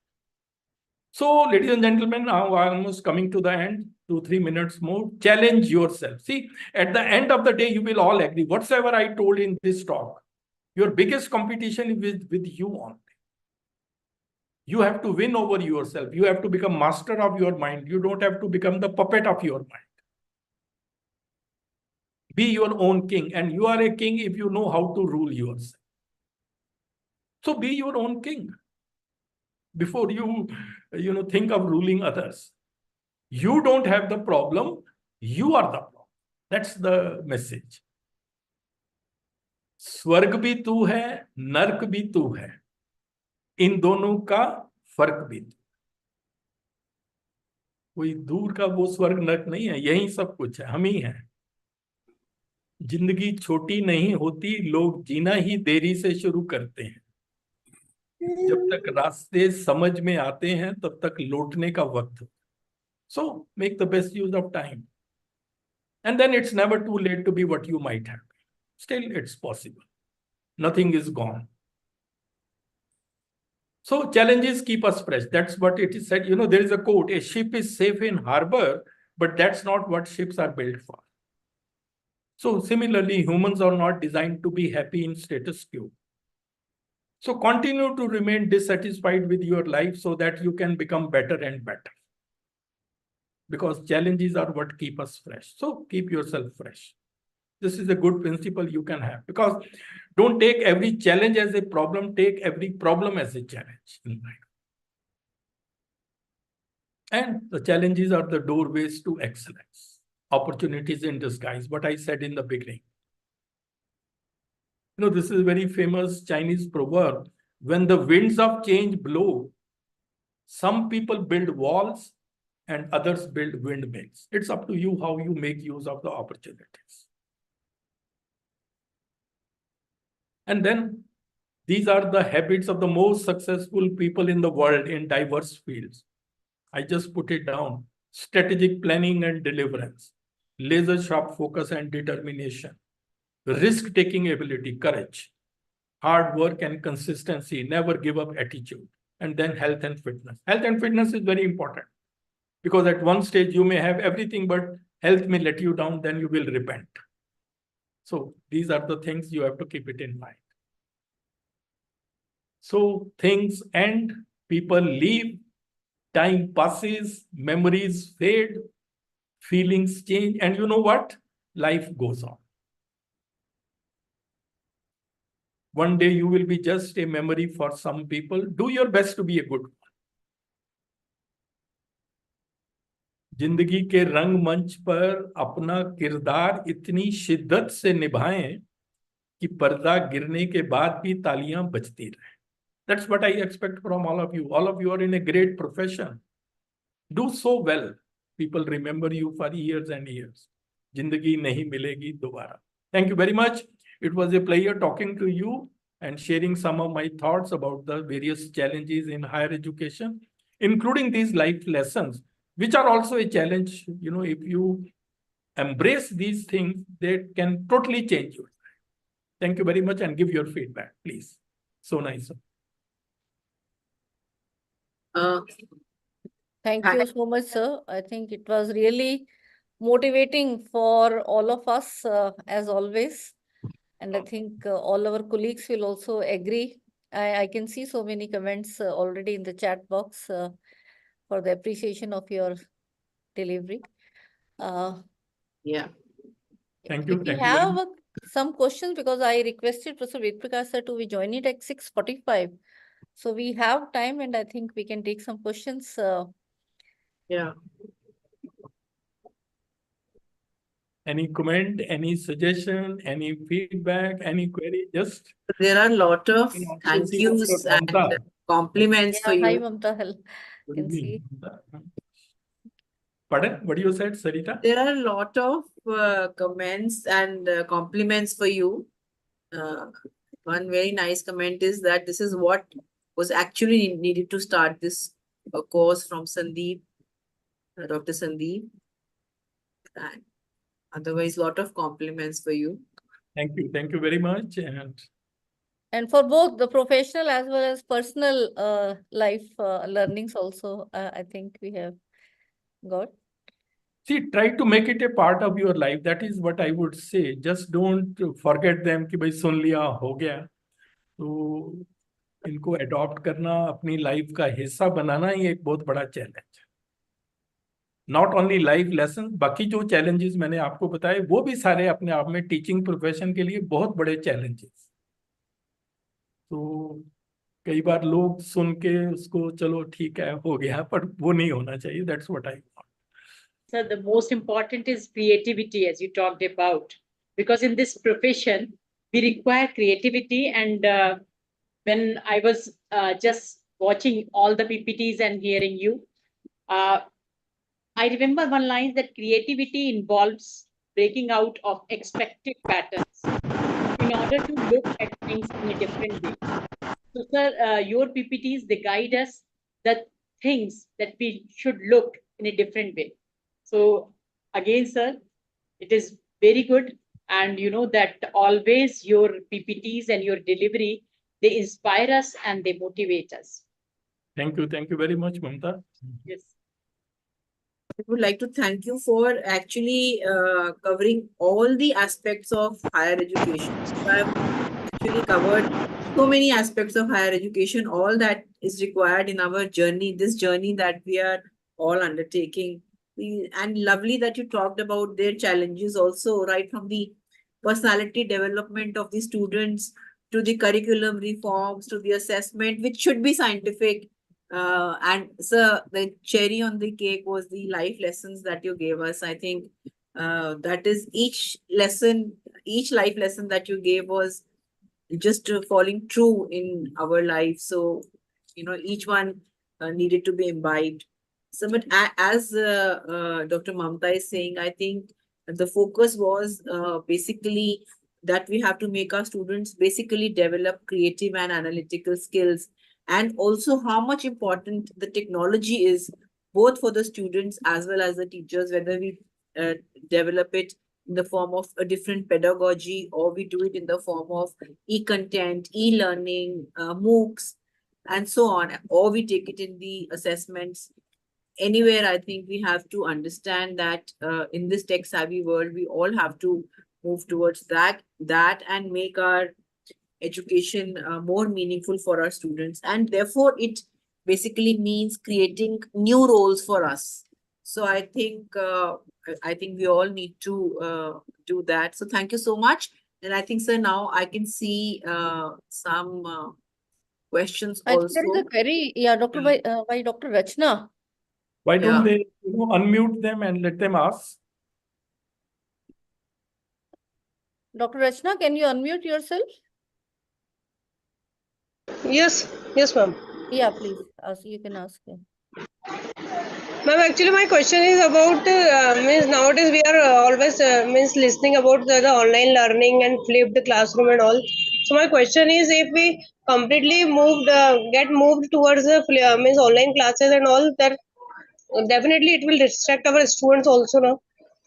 So offline classes are also required. What I actually think is. No. What you mean to say that if we move to online or flipped classroom, what will happen?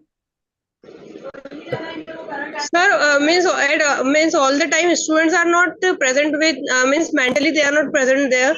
They always get distracted. This is my personal experience also with the students. I think, sir, she's mistaking it that It's everything only is becoming online. online. No, we are talking about the blended learning. And we'll be touching upon these details of the models sir mentioned about flipped classroom. So how it is not about going into online, it is how you take your classroom delivery in a different way by taking the help of technology. See, maybe I will deliver a separate lecture where I will talk about ICT empowered pedagogies. There we will talk about all these learner-centric approaches, including flipped classroom, and why these methods of teaching are now becoming more and more popular. Because, as I mentioned in this talk, traditionally we have been following talk and chalk method, which is a teacher-centric approach. But that's in the serious limitation of that is that the students are just at the receiving end. They are just listening, passive listener, hardly involving in any activities. But in ICT learner pedagogies, which we will talk, there will be various methods where we will involve students. They will have to do work on their own. Teacher will be merely like a mentor or a guide. And once they do things on their own, then they will, remember it. Impact will be much more. And the same thing will apply to flipped classroom model, which, as Professor Vimal said, is a blended learning approach. We use classroom as well as online, a mixture of that. We take the best, features of classroom and best features of online and combine them in the flipped classroom model. We will have a separate lecture on that. Just wait. Okay, sir. Thank you so much. These 7-8 challenges which I gave, there is going to be a one full lecture on each of these challenges. Because cover the entire education system. There is a talk on sustainable development. There is a talk on artificial intelligence. There is a talk on ICT empowered education. There is a talk on quality education. All those things will be there, and just wait. It is just the beginning. So during the next 8 days, you will have the opportunity to listen to various experts who will be talking on all these aspects. But I am happy that you asked a good question. Thank you. नमस्कार sir, मैं doctor Meena Pandey बोल रही हूँ Vivekananda college से, और मैं हिंदी पढ़ाती हूँ और काफी लंबे अरसे तक शिक्षा के साथ जुड़े होने के कारण बहुत सारे सवाल हैं मन में। आपका जो लेक्चर था वो बहुत ही मोटिवेट कर गया अंदर तक, और हम लोग भी उसी तरह से अपनी जीवन शैली में जीते हैं और काम करते हैं। तो मैंने एनईपी का हम स्वागत करते हैं। एनईपी में बहुत सारी ऐसी चीजें थी जो हम चाहते थे हों, एजुकेशन को लेकर और एम्प्लॉयमेंट को लेकर, स्टूडेंट के कॉन्फिडेंस को लेकर, उनकी होलिस्टिक डेवलपमेंट को लेकर, ये सारी चीजें एनईपी में हैं। लेकिन बहुत सारी चीजें हमें फिर भी चैलेंजेस हमारे सामने, जैसे हमारे पास 2000 बच्चा है, 2000 बच्चा एक सेमेस्टर में, एक सेमेस्टर सिर्फ 2 महीने का ही होता है मेरे ख्याल से, वो 4 महीने तो कहने के ही होते हैं। उसमें हम चैप्टर के साथ भी न्याय नहीं कर पाते। उसमें जो एक डेप्थ जाती है, एक ऑनर्स के स्टूडेंट की डेप्थ जाती थी उसके एक राइटर के लिए, वो उतनी नहीं डेवलप हो पाती है। सरासर चलता जाता मामला, फिर अगला सेमेस्टर आ जाता है, और इस हौच पौच में स्टूडेंट की बहुत सारी जो पर्सनालिटी डेवलपमेंट वाली एक्टिविटीज हम करते थे, वो कहीं ना कहीं बहुत जल्दी जल्दी डिस्ट्रैक्ट होती हुई चलती हैं। मुझे लगता है कि कहीं ना कहीं ये खामियां हम अपने सामने देख रहे हैं। एक समग्र रूप से शिक्षा की जो स्ट्रीम जानी चाहिए थी आगे, वो पिछले 15 सालों से नहीं हो पा रहा है, 10 सालों से नहीं हो पा रहा है। ये एक अपने आप में सोचने वाली बात है। अगर 100 बच्चा क्लास में है, 100 बच्चे के लिए एक एक बच्चों को 1 घंटे में कंसंट्रेट होना, उनके लिए 60 मिनट होते हैं, और 100 बच्चे का स्टूडेंट्स अगर क्लास में बैठे हैं, तो कैसे पॉसिबल है कि हम अपने जो पाठ्यक्रम के साथ न्याय कर पाएंगे, और बच्चे के समग्र विकास के साथ न्याय कर पाएंगे, या उनको एक दिशा निर्धारित कर पाएंगे। ये सारे चैलेंजेस हैं। क्या इनका कोई, अगर प्रोजेक्टर्स भी हैं तो प्रोजेक्टर भी सभी कमरों में नहीं है, अगर लैपटॉप्स भी हैं तो सारे स्टूडेंट्स को नहीं है, स्टूडेंट बहुत गरीब बैकग्राउंड से आते हैं। तो हमारे पास ये सारे चैलेंजेस हैं। हमारे जो शिक्षा अधिकारी हैं या बड़े अधिकारी हैं या यूनिवर्सिटी के बहुत बड़े लोग जो हैं, वो इस बारे में क्या सोचते होंगे, क्या इस और कार्य होंगे, या हम जो करना चाहते हैं एक टीचर होने के नाते गिल्ट फील होता है जब चीजें हम चाहते हैं वो नहीं हो पाती हैं, हमें रिसोर्सेज नहीं मिल पाते हैं, तो हम उतनी अच्छी तरह डेवलप नहीं कर पाते हैं अपने आप को भी और स्टूडेंट्स को भी, जब हमारे पास रिसोर्सेज नहीं होते। तो कुछ ऐसे प्लानिंग्स हैं इधर, या आगे होंगी, या हम कुछ अपने तरफ से एफर्ट्स करें, ऐसे कुछ प्लान्स हैं उस और हम जाएं, तो मुझे अच्छा लगेगा आप अगर हमें बताएं। नहीं doctor Pandey, what I feel is कि जो आपने बातें कही ये प्रैक्टिकल डिफिकल्टीज हैं, इसमें कोई शक नहीं। और अगर आपकी एक क्लास में जैसे कि आप कह रहे हैं कि 100 बच्चे बैठे हैं, तो आप इंडिविजुअल अटेंशन तो दे ही नहीं सकते। अगर वो आप करने की कोशिश करेंगे तो एक लेक्चर का टाइम तो बड़ी जल्दी बीत जाएगा और फिर कुछ मीनिंगफुल कवर ही नहीं हो पाएगा। नहीं, लेकिन आप किस कॉलेज से हैं? 60 की तो अपर सीलिंग है हमारे यहाँ पे। इवन अब जितने भी कोर्सेज आए हैं दिल्ली यूनिवर्सिटी में।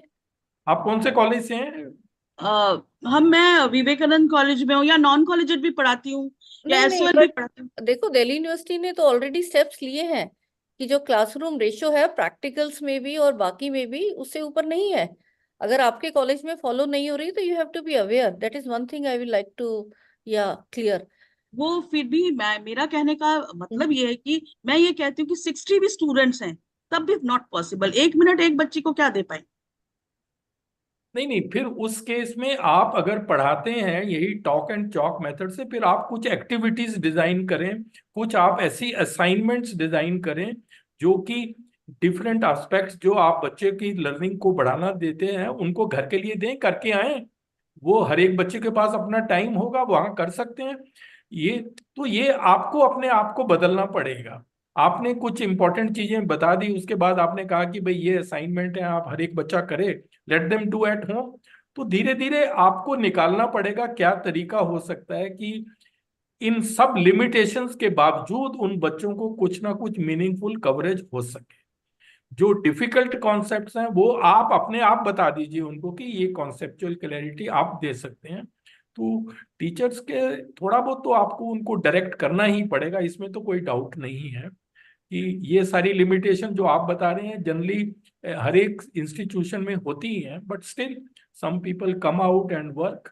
आप क्या सोचते हैं, कहाँ कमी है, कहाँ चाहते हैं आपको होना चाहिए, बताइए, आप बताइए। मुझे ये लगता है कि हमारी जो स्टूडेंट्स के साथ इतनी स्पेस हमारा होना चाहिए कि हम उनसे बिल्कुल मिल जाएं, और वो अपनी बहुत सारी बातें हमें बता दे, हमें उनकी प्रॉब्लम्स भी सुननी चाहिए, क्योंकि अगर बच्चा हमारे पास आ गया है और हम उसकी बैकग्राउंड को नहीं जानते हैं तो हम उसको क्या दे पाएंगे।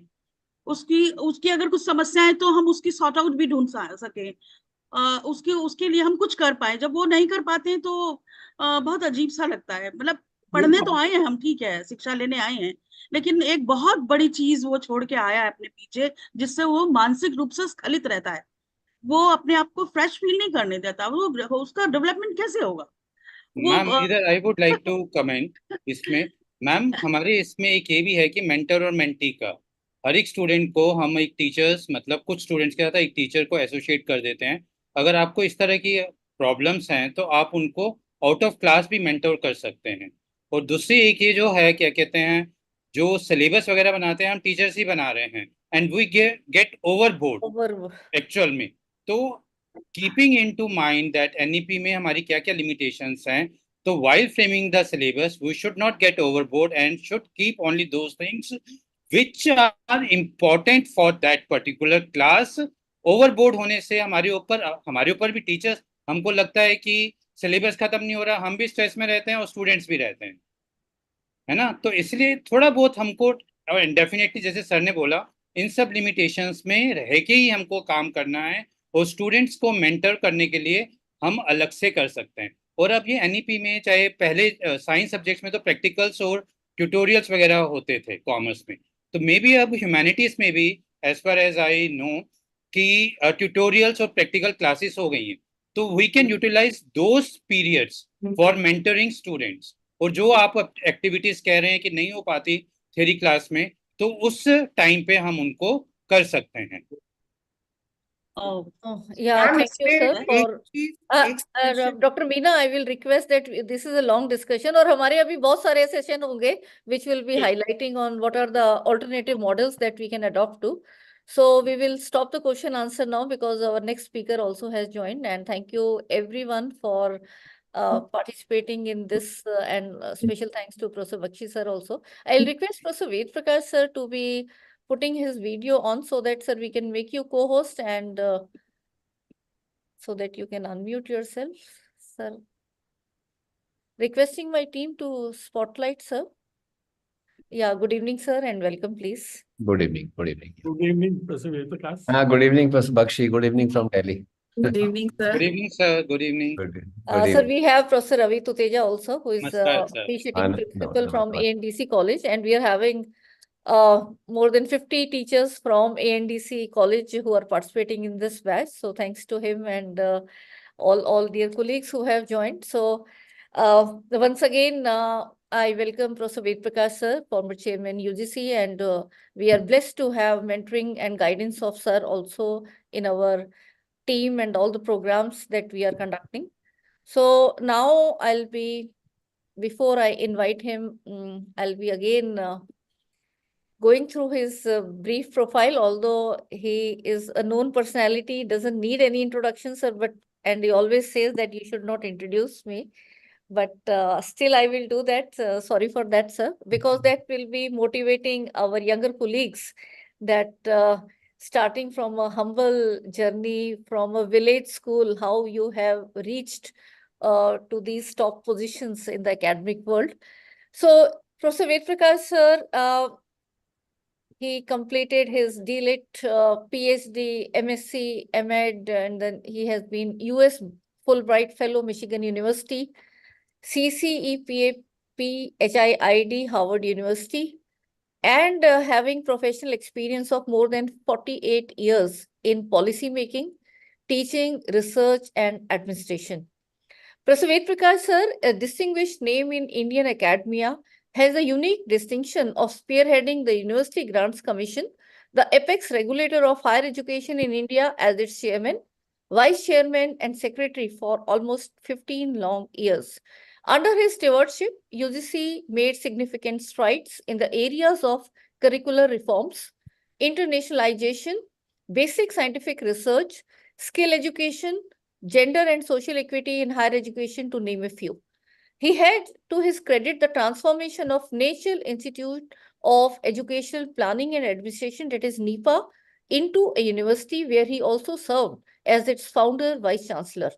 In his stellar career of more than 48 years, he had made seminal contribution as advisor education in the Planning Commission of India, Chairman, National Council for Teacher Education, Professor and Head DEME NCRT, where he was actually also doing training of teachers across the country, and also instituted the examination like National Talent Search Examination, and as Joint Director, Staff Selection Commission, Government of India. And let me add here, more than the number of positions he joined, 3 times he was offered that he declined. A US Fulbright scholar, Professor Ved Prakash sir, has been a visiting faculty at University of Windsor, Canada, a guest faculty at HIIT Harvard University, and a consultant to the World Bank. He has the distinction of being an interlocutor under the prestigious US International Visitor Leadership Program, and he also had the honor of serving as a member of the jury for a notable UNESCO APID Venue Award for the Educational Innovation for 10 long years. He represented India in numerous bilateral and multilateral forums in about 30 foreign countries.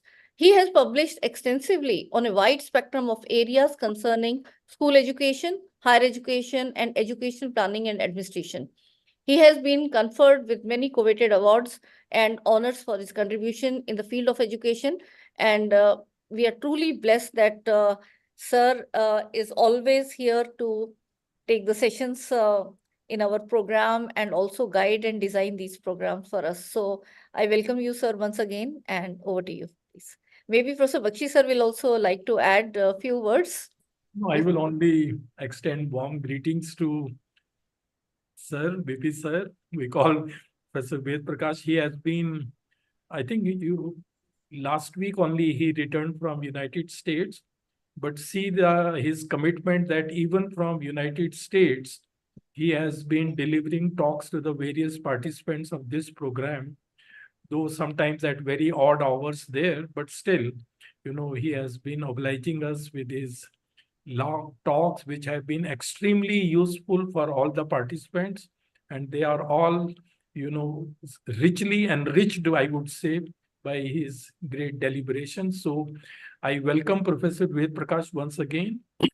Come to you, sir, and I think I should not stand between you and the participants, and now the stage is all yours. Please. I would like to add, sir, that it's a good fortune that even from overseas you have been enlightening us, telling us all about so many aspects of the education system. So the pleasure is all ours, and I think all the participants really feel so energetic and so much more enlightened after hearing your talk. So we are really blessed to have you amidst us. Thank you very much, Professor Bakshi, Professor Sarita Pasiji, Professor Bimal. And I'm extremely grateful to all of you for your kind words. In fact, I consider it a matter of great honor and a very special privilege to be working with the people like Professor Bakshi and Professor Bimal and Professor Sarita. I have learned a great deal, during my association with Professor Bakshi, who has been mentoring this center of Professor Bimal at University of Delhi.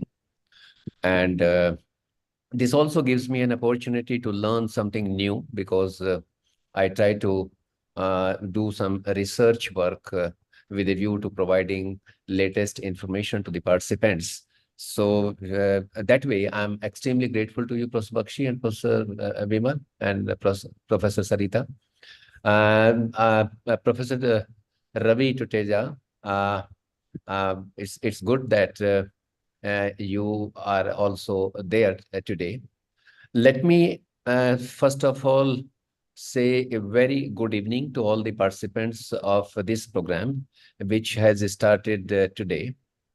And what I'm going to do in the next 60 minutes, I would be talking about the role of society in higher education, and in brief, and then I will be reflecting on the global trends. And when I'm going to share with you about the global trends in higher education, I would also be sharing with you the Indian higher education system's profile so that you can take some insights how the other countries have come this far and where do we stand today and what are the lessons that we need to draw from the experiences of the countries which have developed a very robust system of higher education and which has in fact contributed in immense measure for the development of the society at large. Society has played a very prominent role in education from early times to date. Most of the leading institutions, if you look at the profile, how those institutions have been established world over, you would find that society has played a very significant role. Society has, in fact, contributed in a variety of ways. It has been in the form of donations from philanthropists, from alumni, from various foundations, maybe in the form of scholarships, research grants, creation of infrastructure, establishing chairs, etc. Initially, if you look at the higher education system, it was confined only to teaching and learning of language and religion and preservation of intangible assets of individual nation states. Society has also, made immense contribution insofar as the basic structure of education is concerned, including the widespread use of the structures of disciplines which we have created during the late 18th century and early 19th century. First time, the world leaders together took cognizance of societal aspirations after World War I in 1924. They met in the city of Geneva, and they came up with several resolutions. Of them, one important resolution was related to the development of education the world over. But not much had happened actually, because the world was again pushed into the Second World War in 1939. But after the end of World War II, the world leaders again assembled in the city of Paris this time in 1948, and they came up with a Universal Declaration of Human Rights, which was adopted by the UN on December 10, 1948. This indeed was a historic moment for the entire world. When keeping in mind the societal aspirations, all the countries had agreed on the freedom and equality, protecting the rights of every individual everywhere. I would like to draw your kind attention to the Universal Declaration of Human Rights, which outlines 30 rights and freedoms that belong to all of us. This Article 26 of the Universal Declaration of Human Rights, which is focusing on education, has 3 parts. Part 1 talks about 5 assertions related to education right from the early education. You can call it elementary education up to the higher education. I would like to share those 5 assertions with you to give you a little background of that. The first assertion says that everyone has the right to education. And the second assertion says that education shall be free at the elementary stage of education or at the fundamental stage of education. And the third one says that elementary education shall be made compulsory. The fourth one says that technical and professional education shall be made generally available. And fifth, which is very important for all of us who are engaged in the sector of higher education, it says that higher education shall be made equally accessible to all on the basis of merit. So you can see the difference between the earlier 4 assertions and the 5th assertion, which is related to higher education, where merit takes the precedence. If I'm not going to reflect on the second part and third part. The second part relates to values and ethics, inculcation of scientific temper, uh, uh, promotion of the universal values based on constitutional imperatives. And the third part talks about the responsibility of the parents and the guardians to choose the kind of education the children should have. So the first part I have focused, that is more important for us, and we need to know what were the stipulations of that Article 26 of the Universal Declaration of Human Rights. Now, that provides us the basis to carry out the analysis of the education system of the world, actually. If we carry out a dispassionate analysis of the education system of the developed economies, we can see a common pattern. And that pattern is not visible insofar as our own system is concerned. And what is that pattern? The pattern of the developed economy is that what they have done, they seem to have evolved their education system around the stipulated assertions of Article 26. For instance, all of those countries, they have universalized their school education. That is the first thing which they have taken care of very well. The second one, they have also created outstanding system of technical and professional education and made it available generally to all. Some of the countries have done exceedingly well. Germany is one of the examples for that. And another inference from that analysis could be drawn when it comes to higher education. They have ensured actually that merit takes the precedence over everything else. I mean, it was only yesterday I was reading an article about the award of the Nobel Prizes thus far.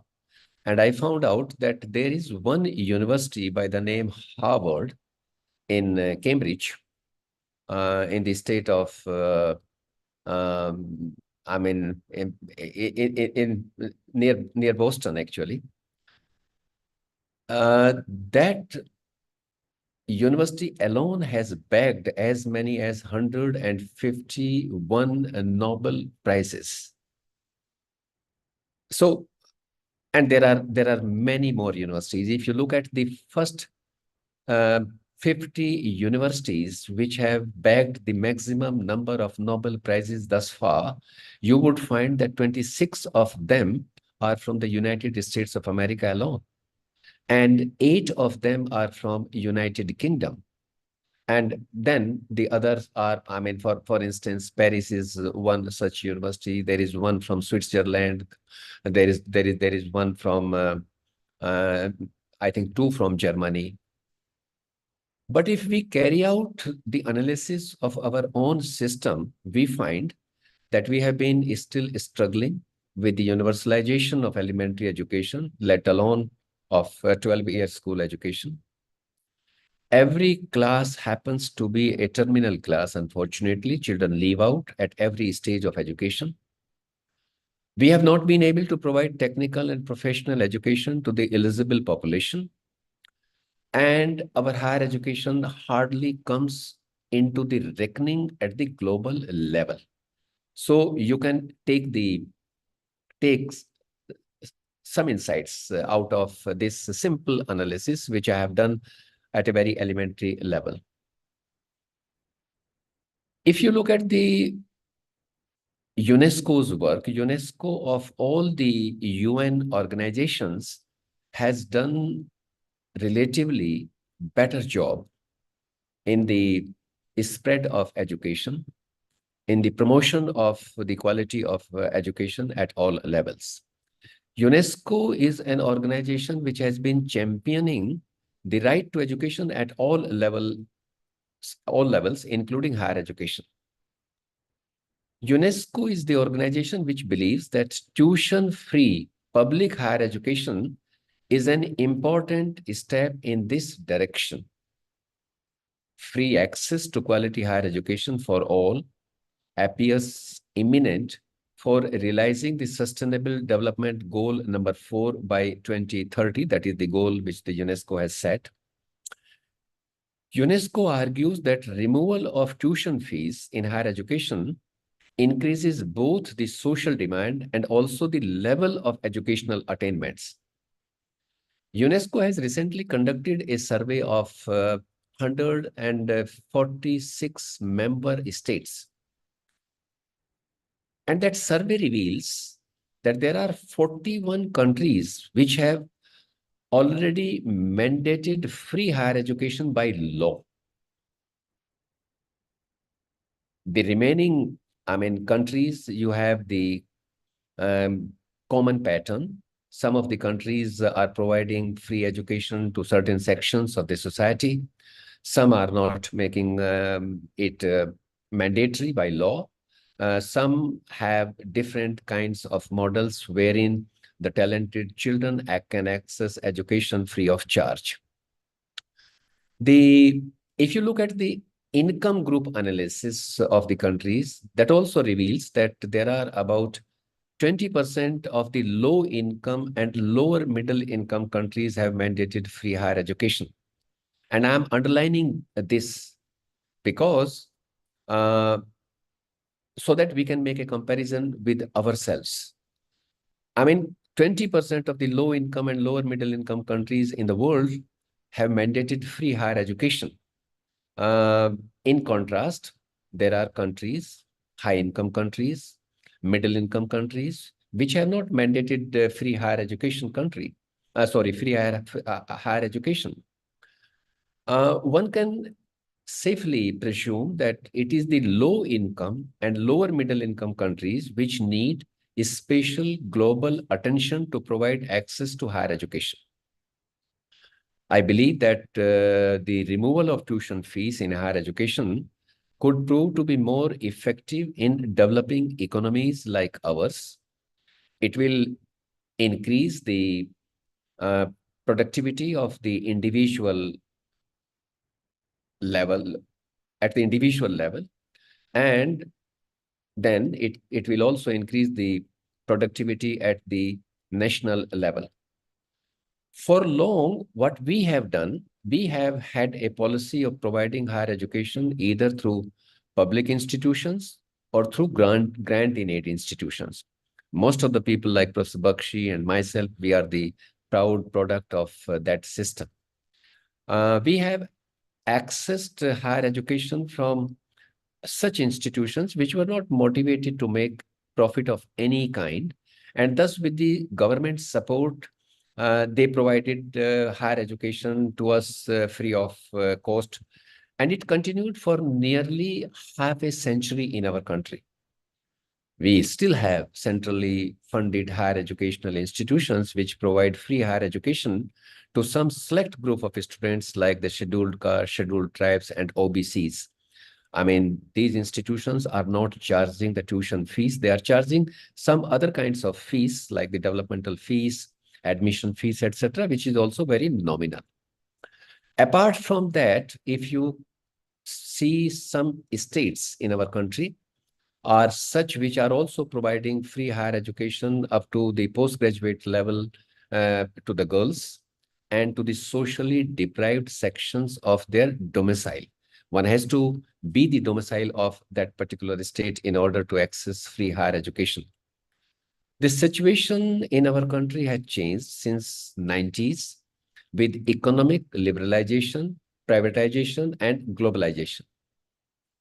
And what has happened as a result of that? You all have been experiencing it now. This has led to slow but steady withdrawal of the state from higher education. And it has led to rapid rise in high charging higher education, high educational institutions. This process started with professional, technical, and medical education, But very soon it engulfed all kinds and all types of higher education. And this trend now manifests in public higher educational institutions as well. We have centrally funded higher educational institutions which are offering programs which they call self-financing programs. And as a result of which, what has happened is that cost recovery has now become a common norm, then an exception because of withdrawal of state support.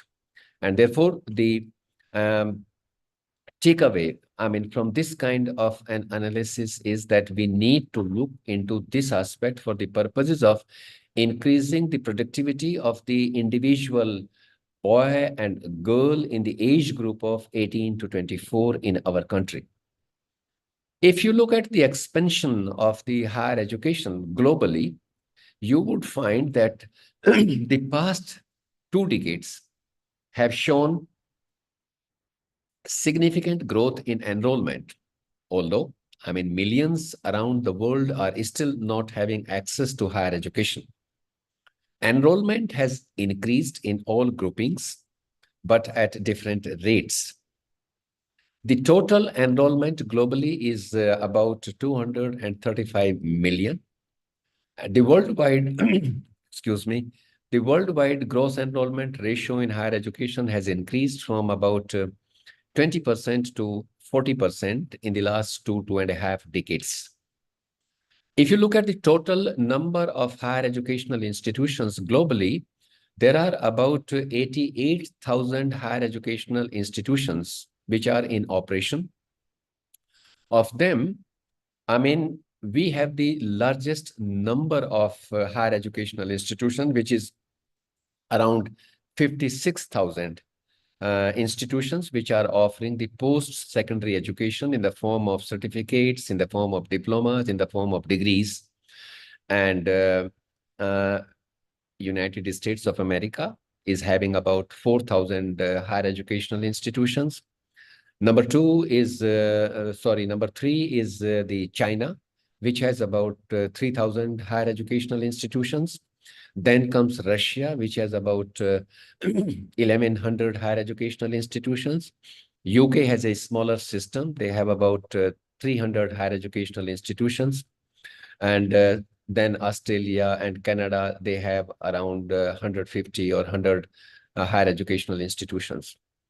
If you look at the participation rates of the people in the age group of 18 to 23 in the OECD countries and 18 to 14 in the Asian region or the Middle East region, you would find that there are countries in this world wherein the gross enrollment ratio in higher education is as high as 85%. 84%. In the OECD countries, it is about 76%. China has made significant progress insofar as the gross enrollment ratio is concerned. They have crossed 60% mark. And the world average happens to be 40, but the gross enrollment ratio of higher education in India is still 28%, which is 12 percentage point lesser than the world average. Where do we stand actually if you can compare ourselves with the global scenario insofar as the number of higher educational institution is concerned? We had started our journey. I mean, if you look at the modern Indian higher education, I'm not talking about the ancient system. The modern Indian higher education system began its journey from 1817, when Dr. Raja Ram Mohan Roy, with the help of his fellow colleagues, established the Hindu College in the city of Calcutta, which subsequently became Presidency College, and now it is a Presidency University. We have now the largest system, as I have already shared with you, about around 56,000 institutions. We have all kinds of institutions. We have a very complex system, actually. We have institutions of national importance, which are established through the Act of Parliament. like IITs and ISIS and NITs. We have the central university system, which are again established through the Act of Parliament. We have state universities, which are established through state legislation. And then we have institutions deemed to be universities, which are established um, uh, through an executive order of the Ministry of Education on the recommendation of the University Grants Commission. We have some standalone institutions also, which are about 11,000 in number, which are offering certificate and diploma program. The total number of students enrolled in Indian's higher education system is about 42 million. I mean, around 4.2 crores. And we have about 1.5 million teachers engaged in the sector of higher education. Now, we have set a goal for ourselves that we are going to increase the gross enrollment ratio in higher education to 50% by 2035, which means that by 2035, every other person in the age group of 18 to 24 shall be in higher education as compared to the present scenario, which is about 2.2 or 2.3. Independent India had inherited a gross enrollment ratio of less than 1%. And if you analyze it, given the fact that we have taken about 75 years to attain 28% of gross enrollment ratio, now we want to almost double it in the next 15 years. What does it mean? It means that we will have to maintain the annual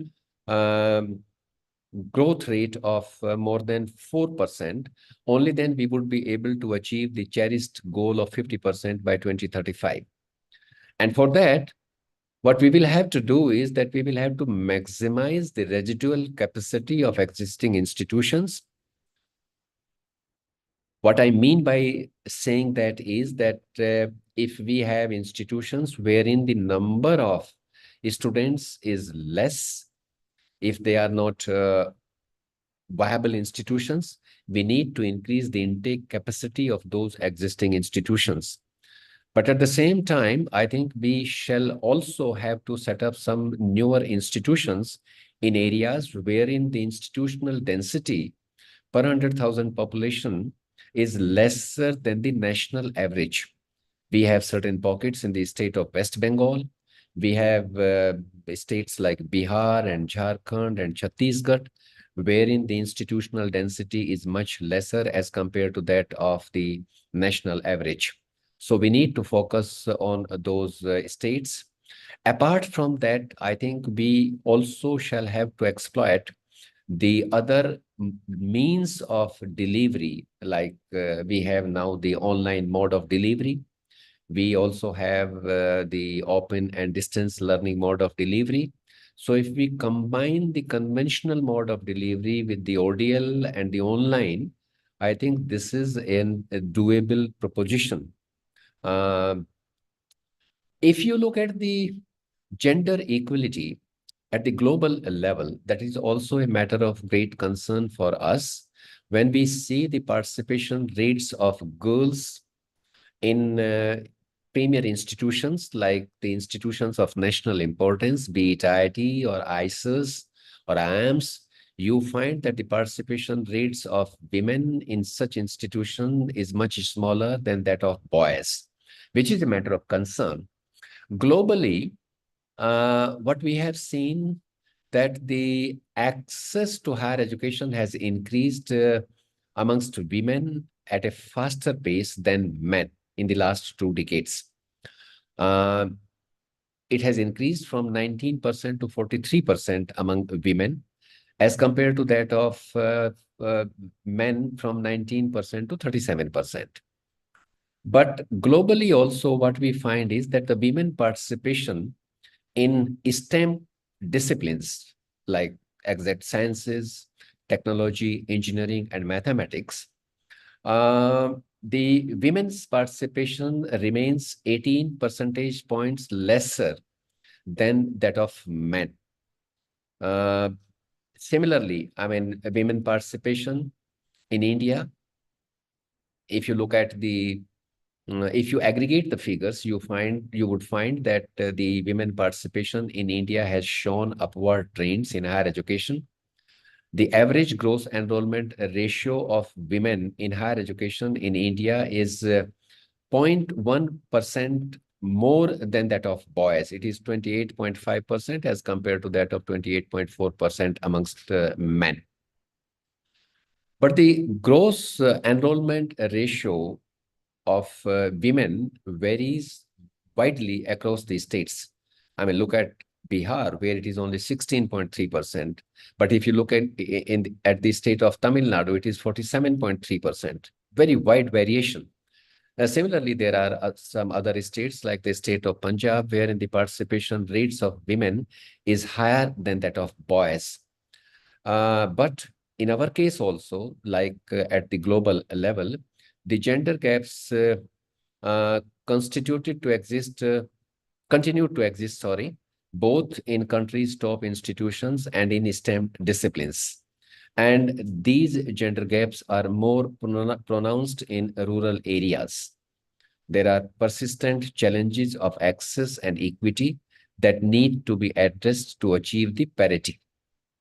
Even though, I mean, we are one of the most productive scientific nations in terms of the volume of research, in terms of the share of our our research at the global level.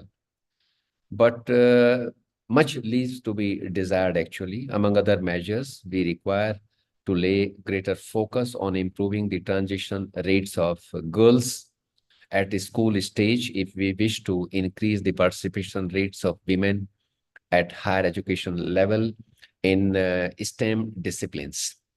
So the interventions are not only required at the level of higher education, but they are also required at the school level.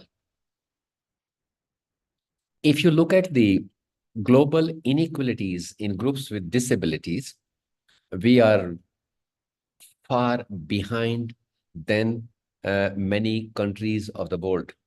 I would simply share with you that about 18% of the disabled students hold bachelor's degree in places like United States of America, Great Britain, and Germany.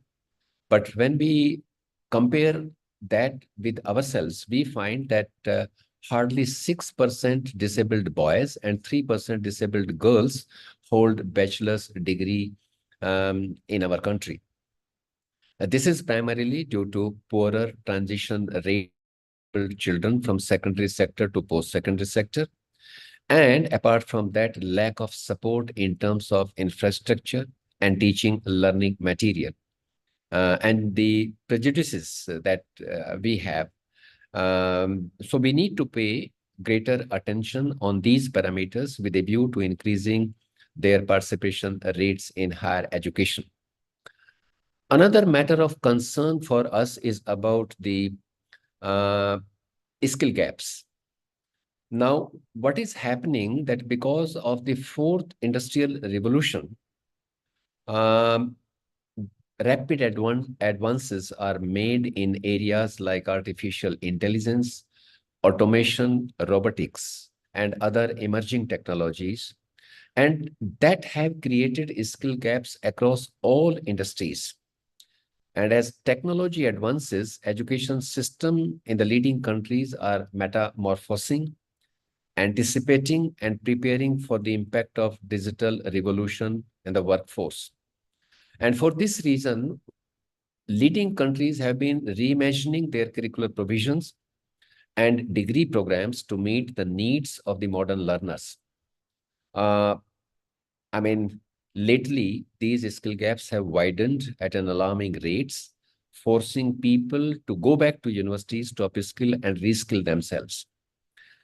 And the global trend shows that the leading countries have started tailor-made program for the non-traditional students, apart from the traditional students. I'm talking about the non-traditional students. They are the people who wish to come back to upskill themselves, and or those who want to transit from one kind of profession to another kind of profession. And for the purposes of bridging up these skill gaps, they want to come back to the campuses to learn newer skills. So leading universities have started developing tailor-made programs. We have not made any such preparations thus far.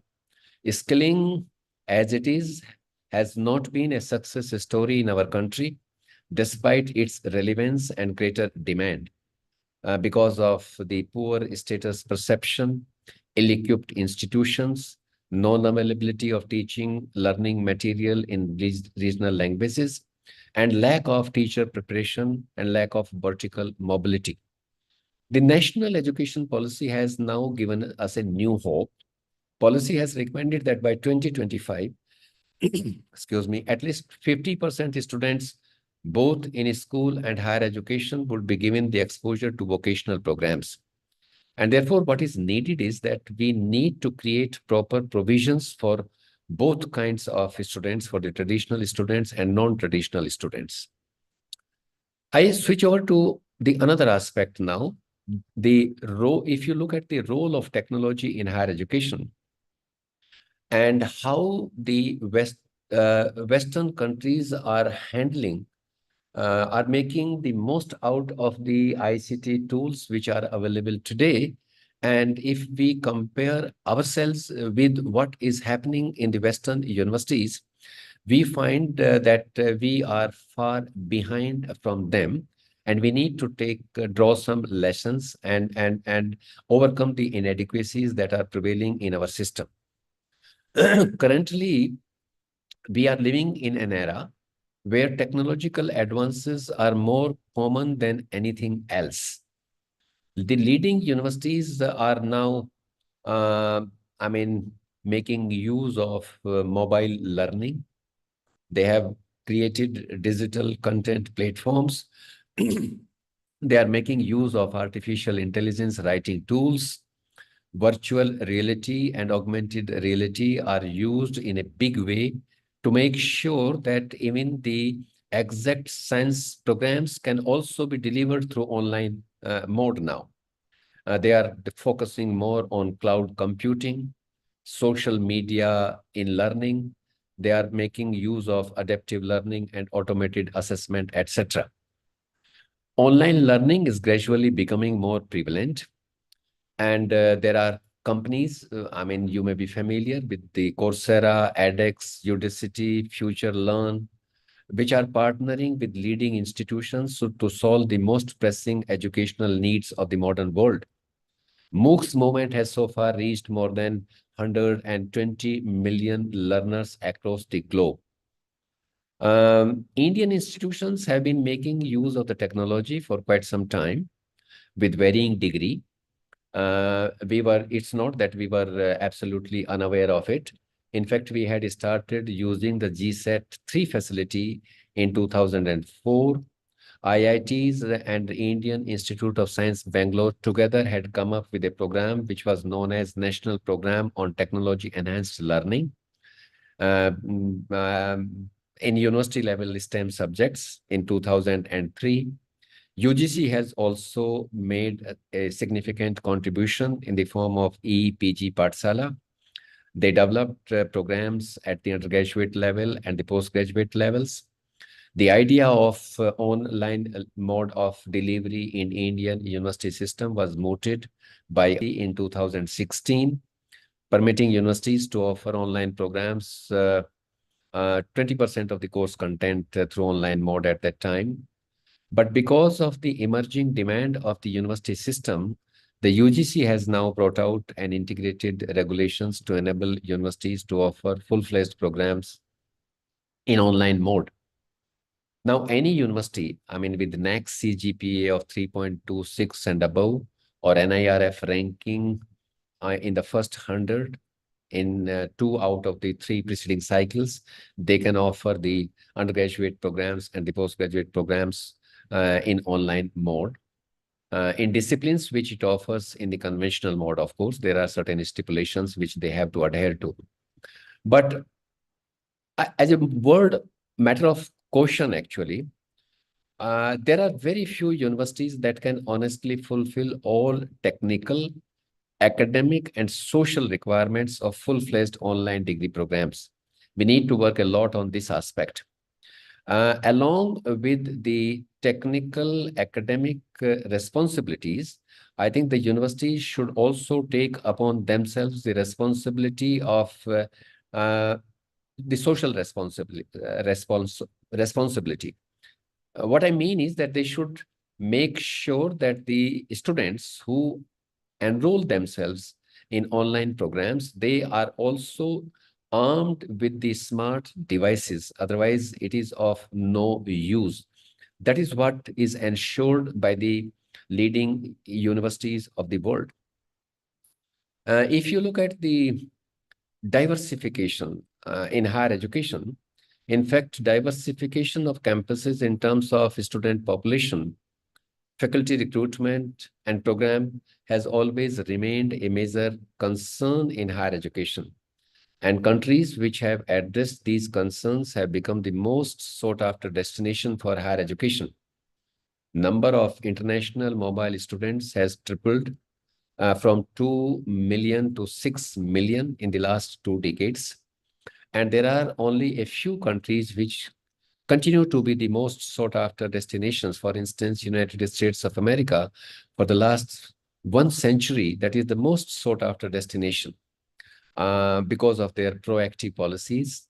Similarly, some newer destinations are emerging now, like China, Singapore, Australia. They have set up such a system that they are attracting a large number of students from overseas. But for instance, US alone is hosting more than 1 million international students. Canada is hosting around 800,000 students. UK is hosting close to 650,000 students. China, I mean, often we make comparison with the neighboring countries. China is hosting 500,000 students. But if we look at our own system, we have also talked about it in our new national education policy. We are hosting hardly 48,000 international students. And the highest number of international students in our country, they come for the programs like engineering, business administration, and basic sciences. Most of the international students come from the neighboring countries like Nepal, Afghanistan, Bangladesh, Bhutan, some UAE from the Middle East. There are only a couple of universities which attract international students. We need to work a lot to attract a greater number of students. And that is what is emphasized in the national education policy. We have said that each institution should have a separate office to handle the international students.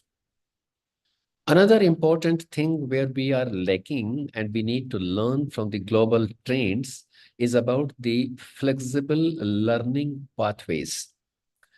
Global trends in higher education shows that institutions are working hard to come up with flexible learning pathways, policies, frameworks, keeping in view the uniqueness of individuals' learning trajectory. I mean, they are focusing on individuals' learning trajectory. And these policy frameworks, which they have come up with, have really widened the participation of students in those countries. They have provided better responsiveness to diverse students' needs. They have improved the general level of education in the society, actually. They have also helped in career progression. They have strengthened equity in progression of studies, and they have also increased the completion of studies. And if there are so much of advantages of institutionalizing the flexible learning pathways, I think we also need to learn from those countries. There are about 11 different kinds of learning pathways which one can see from the global trends. And there are a number of countries actually which have come up with the flexible learning pathway policy framework. Historically, if we look into our own system, we find that our system suffers from rigidity in terms of curricular provision, time, and space. And there are reasons for that, actually. We do not have the kind of leverages which the Western universities have. We have a very tight regime. We do not have the liberty to hire more number of faculty members who can be engaged to offer specific programs, even if the number of students remains less. But good thing what we have done now is that we have introduced the policy of multiple entry and multiple exit. We have also come up with the National Higher Education Qualification Framework. We have come up with the National Credit Framework. We have come up with National Skill Qualification Framework. And for the first time, we have started talking about the National Occupational Standards for the purposes of ensuring international comparison. It might, though, take a while before they get institutionalized, but I think we can't escape if we are to internationalize Indian higher education. Now I come to the global quality assurance. Quality is a matter of great concern all over the world, actually. And let me share with you that quality in higher education is a multi-dimensional, multi-level, and dynamic concept, which relates to the contextual settings. So we need to understand, and which is why quality, we have not been able to articulate quality. I would like to share with you that in 2019, a conference was held in China, wherein people tried to articulate the quality in education, but they could not agree with any universal definition of quality, because quality, ultimately they resolved that quality happens to be a social construct. It will remain a moving target, and therefore it would be very difficult, and which is why they came up to the conclusion that the contextual setting plays a very significant role insofar as quality in education is concerned. Though, worldwide, there are a number of quality assurance bodies, global ranking bodies are there, and they have come up with certain parameters which are being used nationally and globally. We have also introduced a system of internal quality assurance to set quality benchmark. Now we have the internal quality assurance cell almost in every single institution of higher education. Apart from that, in order to ensuring quality, we also have set up the national level resource institutions like the National Assessment and Accreditation Council, which does institutional accreditation. We also have National Board of Accreditation, which does program accreditation. Apart from that, we have also now come up with the National Institutional Ranking Framework since 2015, wherein we are using broad parameters, and those parameters are used for the purposes of assessment and accreditation, and also for the ranking. But one thing which is putting a lot of pressure on our system is the global ranking. Global ranking has given rise to lots of concern in higher education.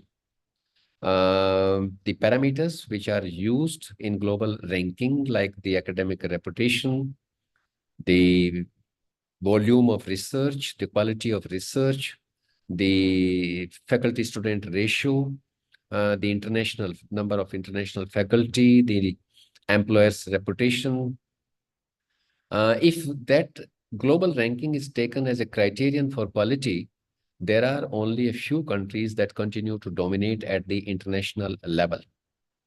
If I talk about the QS Global Ranking 2024, we find that about 1,500 universities had participated from about 107 countries in 2024. And if you look at the top 10 universities in that ranking, 4 are from the United States, 4 from Great Britain, 1 from Switzerland, and 1 from Singapore. If you look at the next category, I mean, the top 50 universities, we find that 16 of them are from America, 8 from UK, 6 from Australia, and 5 from China, 3 from Canada, and 2 from Japan. The number of the universities in the top 50 in China has increased in the recent past because they have invested very heavily through 2 mega projects which they had started a couple of years ago, and which is why the Chinese universities have come up in greater number. From our side, about 90 Indian universities had participated in the QS Global Ranking, and it is only the IIT Bombay which is ranked 149th, and then comes IIT Delhi, which is ranked 197th.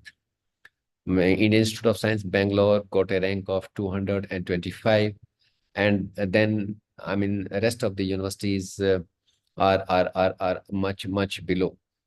Some of the universities which we consider the research intensive universities, like University of Hyderabad, Jawaharlal Nehru University, Jadavpur University, Calcutta University, they have not done as well as we were expecting in this, and there are reasons for that. I think we need to work very hard for the purposes of improving our ranking at the global level. Now I come to the global research trends that also we need to understand.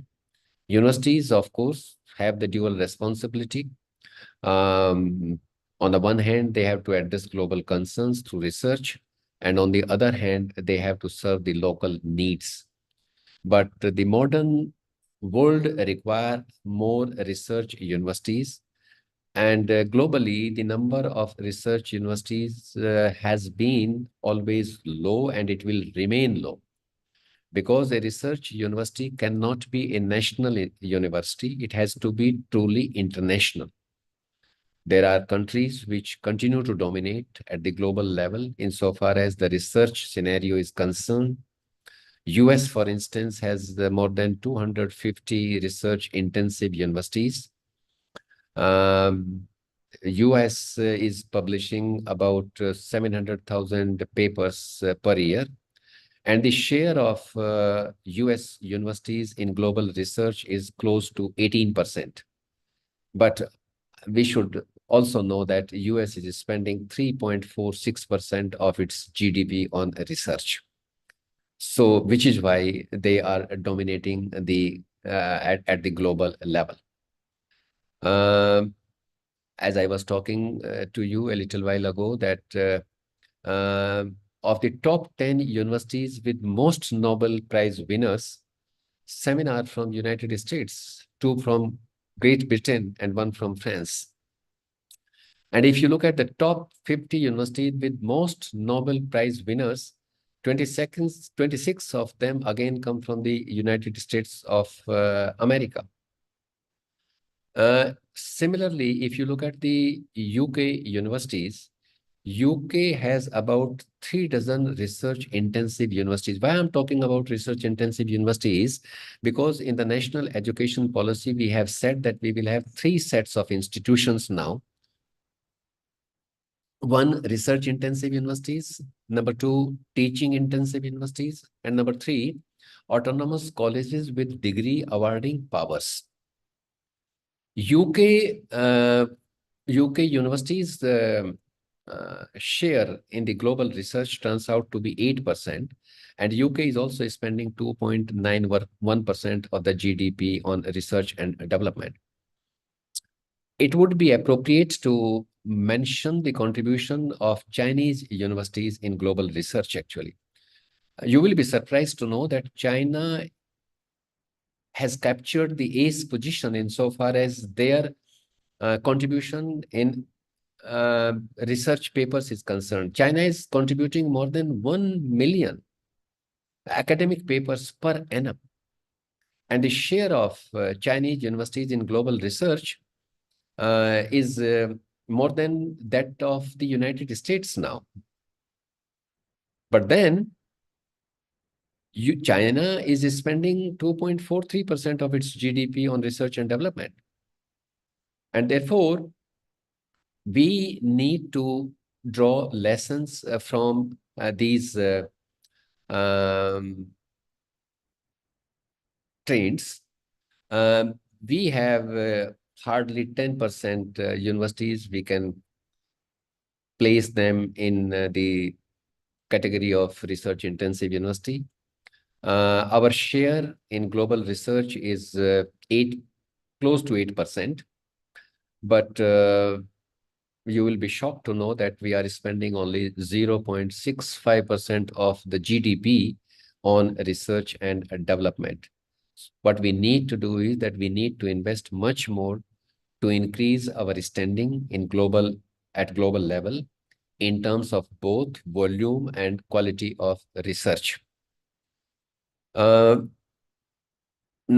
after research, I would come to the financing part, and then I think I will close by summing it up. Adequate financing in higher education continues to be a worldwide phenomenon. Leading countries have established some better models of financing their higher education.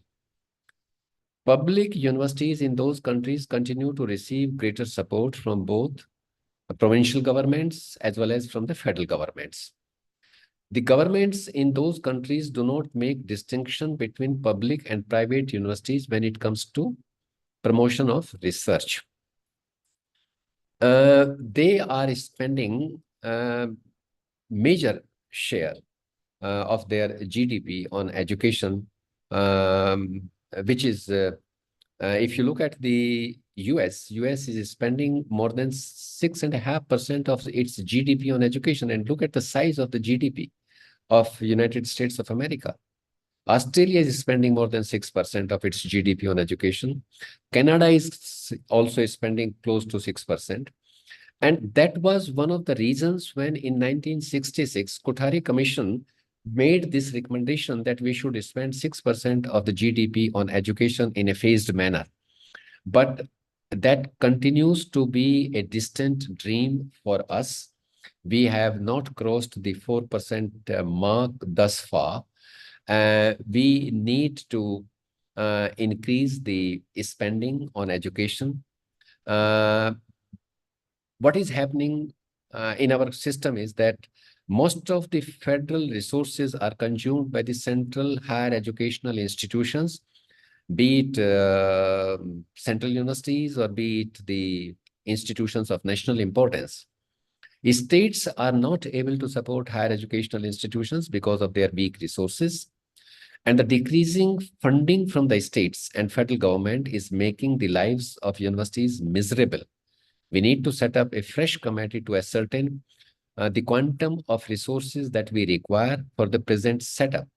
When Kothari had made this recommendation, the shape and size of the education at that point in time of both school education as well as higher education was much smaller than what it is today. So what is the way forward, actually? Let me sum it up now. Evidently, higher education has undergone significant shifts in recent years. And with the rapidly changing landscape, the public sentiments about the value of higher education provided by most institutions is also shifting. People are asking insightful questions for which we have very weak answers. People are looking for answers how higher education is going to respond to skill requirements, employment opportunities that are arising due to automation, globalization, and emerging technologies. In our case, the challenges are manifold. We suffer from the acute shortage of faculty. We are still struggling with the access issue, with the equity issue, with the rising cost, with reduced revenues, with the declining enrollment in certain areas of study. And we are still struggling with the demand of high opportunity programs. The job market is making a profound influence on enrollment trends. There are some professions which are showing a surge in job demand while others are shrinking. So we will have to come up with high opportunity programs in areas such as healthcare support, behavioral sciences, automation, artificial intelligence, international business, computer, and mathematical occupations. The current trends highlight the need for a reimagined approach to giving futuristic orientations to interdisciplinary teaching and research, maximization of the use of technology, enhancing student support. I mean, if you make it accessible, but if the students are not able to meet out their post-admission needs, then we will have to come up with alternative models of financing their education. All this needs to be done from micro level to macro level. And therefore, the key lies in continuous adaptation and evolution of educational offerings. It would require a dynamic approach in this ever-evolving economic landscape with the full support of this society. So I would close by making this last observation that what a society are we if we do not have the courage to admit our shortcomings, and if we do not mobilize the resources that are needed to make our higher education system more vibrant, more viable, more accessible, and if we are not able to compete at the global level. And therefore, a lot needs to be done. We have an opportunity now. We are in the phase when we are implementing the national education policy. National education policy has got the attention of all the issues that I have raised. What needs to be done is that we should come up with an action-oriented plan, and we need to mobilize greater resources for the purposes of bringing about qualitative improvement in higher education. So this was my purpose of today's talk. I thought that I would like to share with you the global trends so that we can take some insights, we can draw some lessons, and we can improve upon our existing system. We can overcome the challenges that are before us, and that can be done collectively. That can be done collectively, that can be done with the support, and for which I think both the central government and the state governments will have to put higher education at the forefront. That should be the priority agenda to make our system more robust and much better than what it is today. So this is all I thought that I would like to share. You would have got some insights from the kind of comparison that I have tried to make. If you have now questions, I would like to answer to your questions. So over to you, Professor Vimal. You can thank you so much, sir. you can ask the participants right. if they have some questions which I would like to answer now. So first of all, I would like to thank you, sir. What you have done is not only taken us back to the history and how you have compared the global trends and related to the NEP and the other very important commissions recommendations, which I think as very important stakeholders of education system, we all should be knowing, and then we can analyze and see what all can be done. Although there are many challenges now, and the qualitative improvement needs proper planning and all of us working in a team manner to go ahead, not simply that one or two are working in that direction in institutions. So it's a long way, and rigorous effort from all of us will be required. And I will be requesting any questions are there, please you can unmute and ask. Yes, dear participants, you can unmute yourself and you can ask the questions. I have deliberately not reflected on the intents of the national education policy. But if they have any question relating to the national education policy, I can take those questions as well. And so details, all the modules are inclined towards those only. So I think today being Yeah. the first day, we will be definitely touching that aspect as well. Yeah. But yes, yes, anyone? Sir आपने बीच में बात की थी flexible learning Pathways की, yes, yeah. हाँ जी, उसको थोड़ा सा स्पष्ट कर देंगे. उसका एक एग्जांपल आपका ये है, जैसे you have introduced this multiple entry and multiple exit policy at the undergraduate level. Okay. And for which what you need to do is that you have come up with the national credit framework for that. You have come up with the national skill qualification framework for that. And you have talked about the seamless transition from the general education to vocational education and vice versa. तो इस तरीके की जो flexible learning pathway policies हैं, ये आपको अलग अलग तरीके से डेवलप करनी पड़ेंगी, and for which you will have to invest a lot in terms of the human resources, in terms of the infrastructure. Only then you would be able to provide with this learning flexible pathways, which focuses on individuals' learning trajectory. What individual learner requires. Are you able to meeting out the requirements of the individual learner?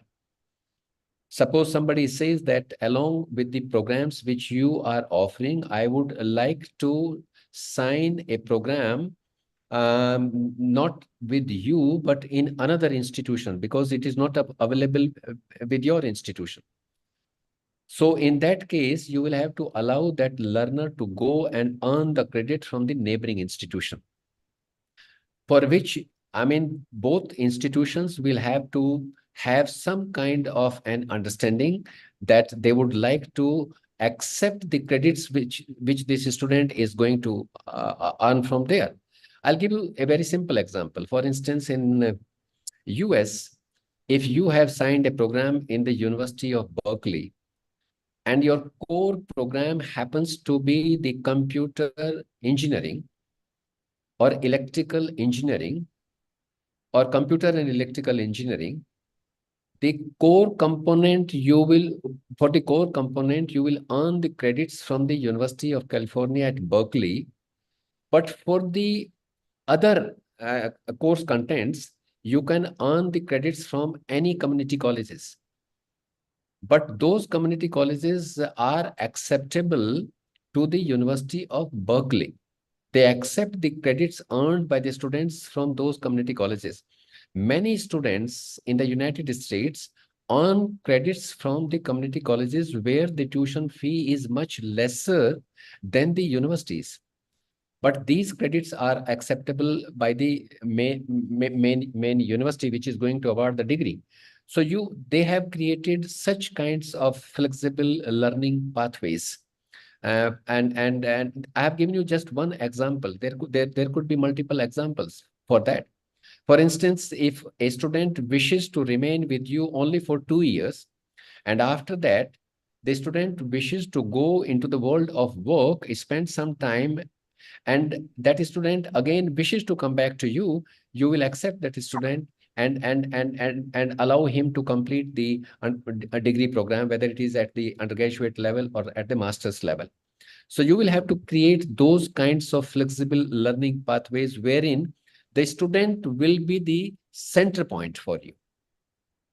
Okay. So those kinds of things for which you need a lot of resources actually. And sir, now we have this online provision also where the Yeah. students can earn some credits through the online mode SWAYAM portal. And No, also, let me give another example to this girl. The another example is when you are doing high schooling in US. I mean, when you are they call it high school, that 12-year schooling, unlike us. So when you are in grade, let me say, when you are a student of grade 11 in a school, you can still sign a program in the university. Okay, and you can earn, there are students who are bright students, they earn some credits before they finally enroll themselves in the university. And as a result of which, a 3-year program could be completed within 2.5 years, or a 4-year program could be completed within 3 years, because they have already earned some credits. So universities allow the school students to enroll. They call it dual enrollment policy.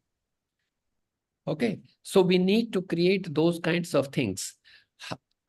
We have been the victims of a very rigid system actually. And when such flexible learning pathways are shared with us, the moot question comes to our mind is how is it possible? How can we do it? Because we have not created that kind of an environment. And which is why, I mean, these countries have come up with such proactive policies, which is why, I mean, there's a massive mobility of the international students to these countries. Why United States of America continues to be the most sought after destination for 100 years? That is one of the reasons for that. I mean, there are, among other factors, this is also a major factor. So we need to do that. Bimal will say that I take more time to answer. no, sir, please, it's always welcome. So, yeah, I think you have really elaborated it with examples. So, it has been. Thank you so much, sir. If there is any more question, I think we can take one more question and then we'll close. It's late now, I think. What is it? Already, yeah.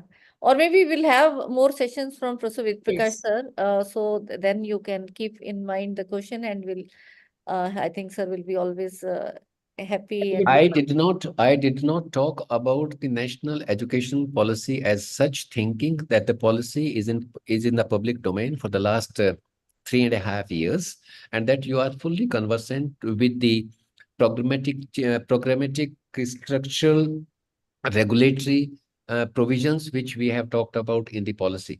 But I'm ready to take questions even on the national education policy. So what, sir, I think not I will suggest to all of the participants here that please, when we meet with Professor Vidprakash, sir, again, then you should be ready with the policy document. If you have any queries, so go through that. You can also, Vimal, you can also share my email with them. Should they decide to write an email to me, I would be more than happy to respond to their queries or to their questions. Definitely, sir. I'll do that. I can do that. Thank you so much, sir. So thank you so much, sir, for your valuable insights and that you have given. So Ma'am, I want to give the please, I will formal request, thanks. yeah, I'll request Dr. Mamta to give the formal thanks. Yeah. Yes. So, sir, it was a very informative session and you gave the preview since the First World War, Second World War, and then independent India and the present system of education. And you adhered upon on the technical academic responsibility and social responsibility. You also talked about the research intense universities and global research. And so these are very important inputs for us because really we want to get the insight about all these things. And you also told about the broad parameters, as you said, that today the assessment and accreditation, it is also very important. And you also talked about that how these researches are important, in which India is at very back end. And really, sir, it was very informative and very enlightened session. And we are very, very thankful to you, sir.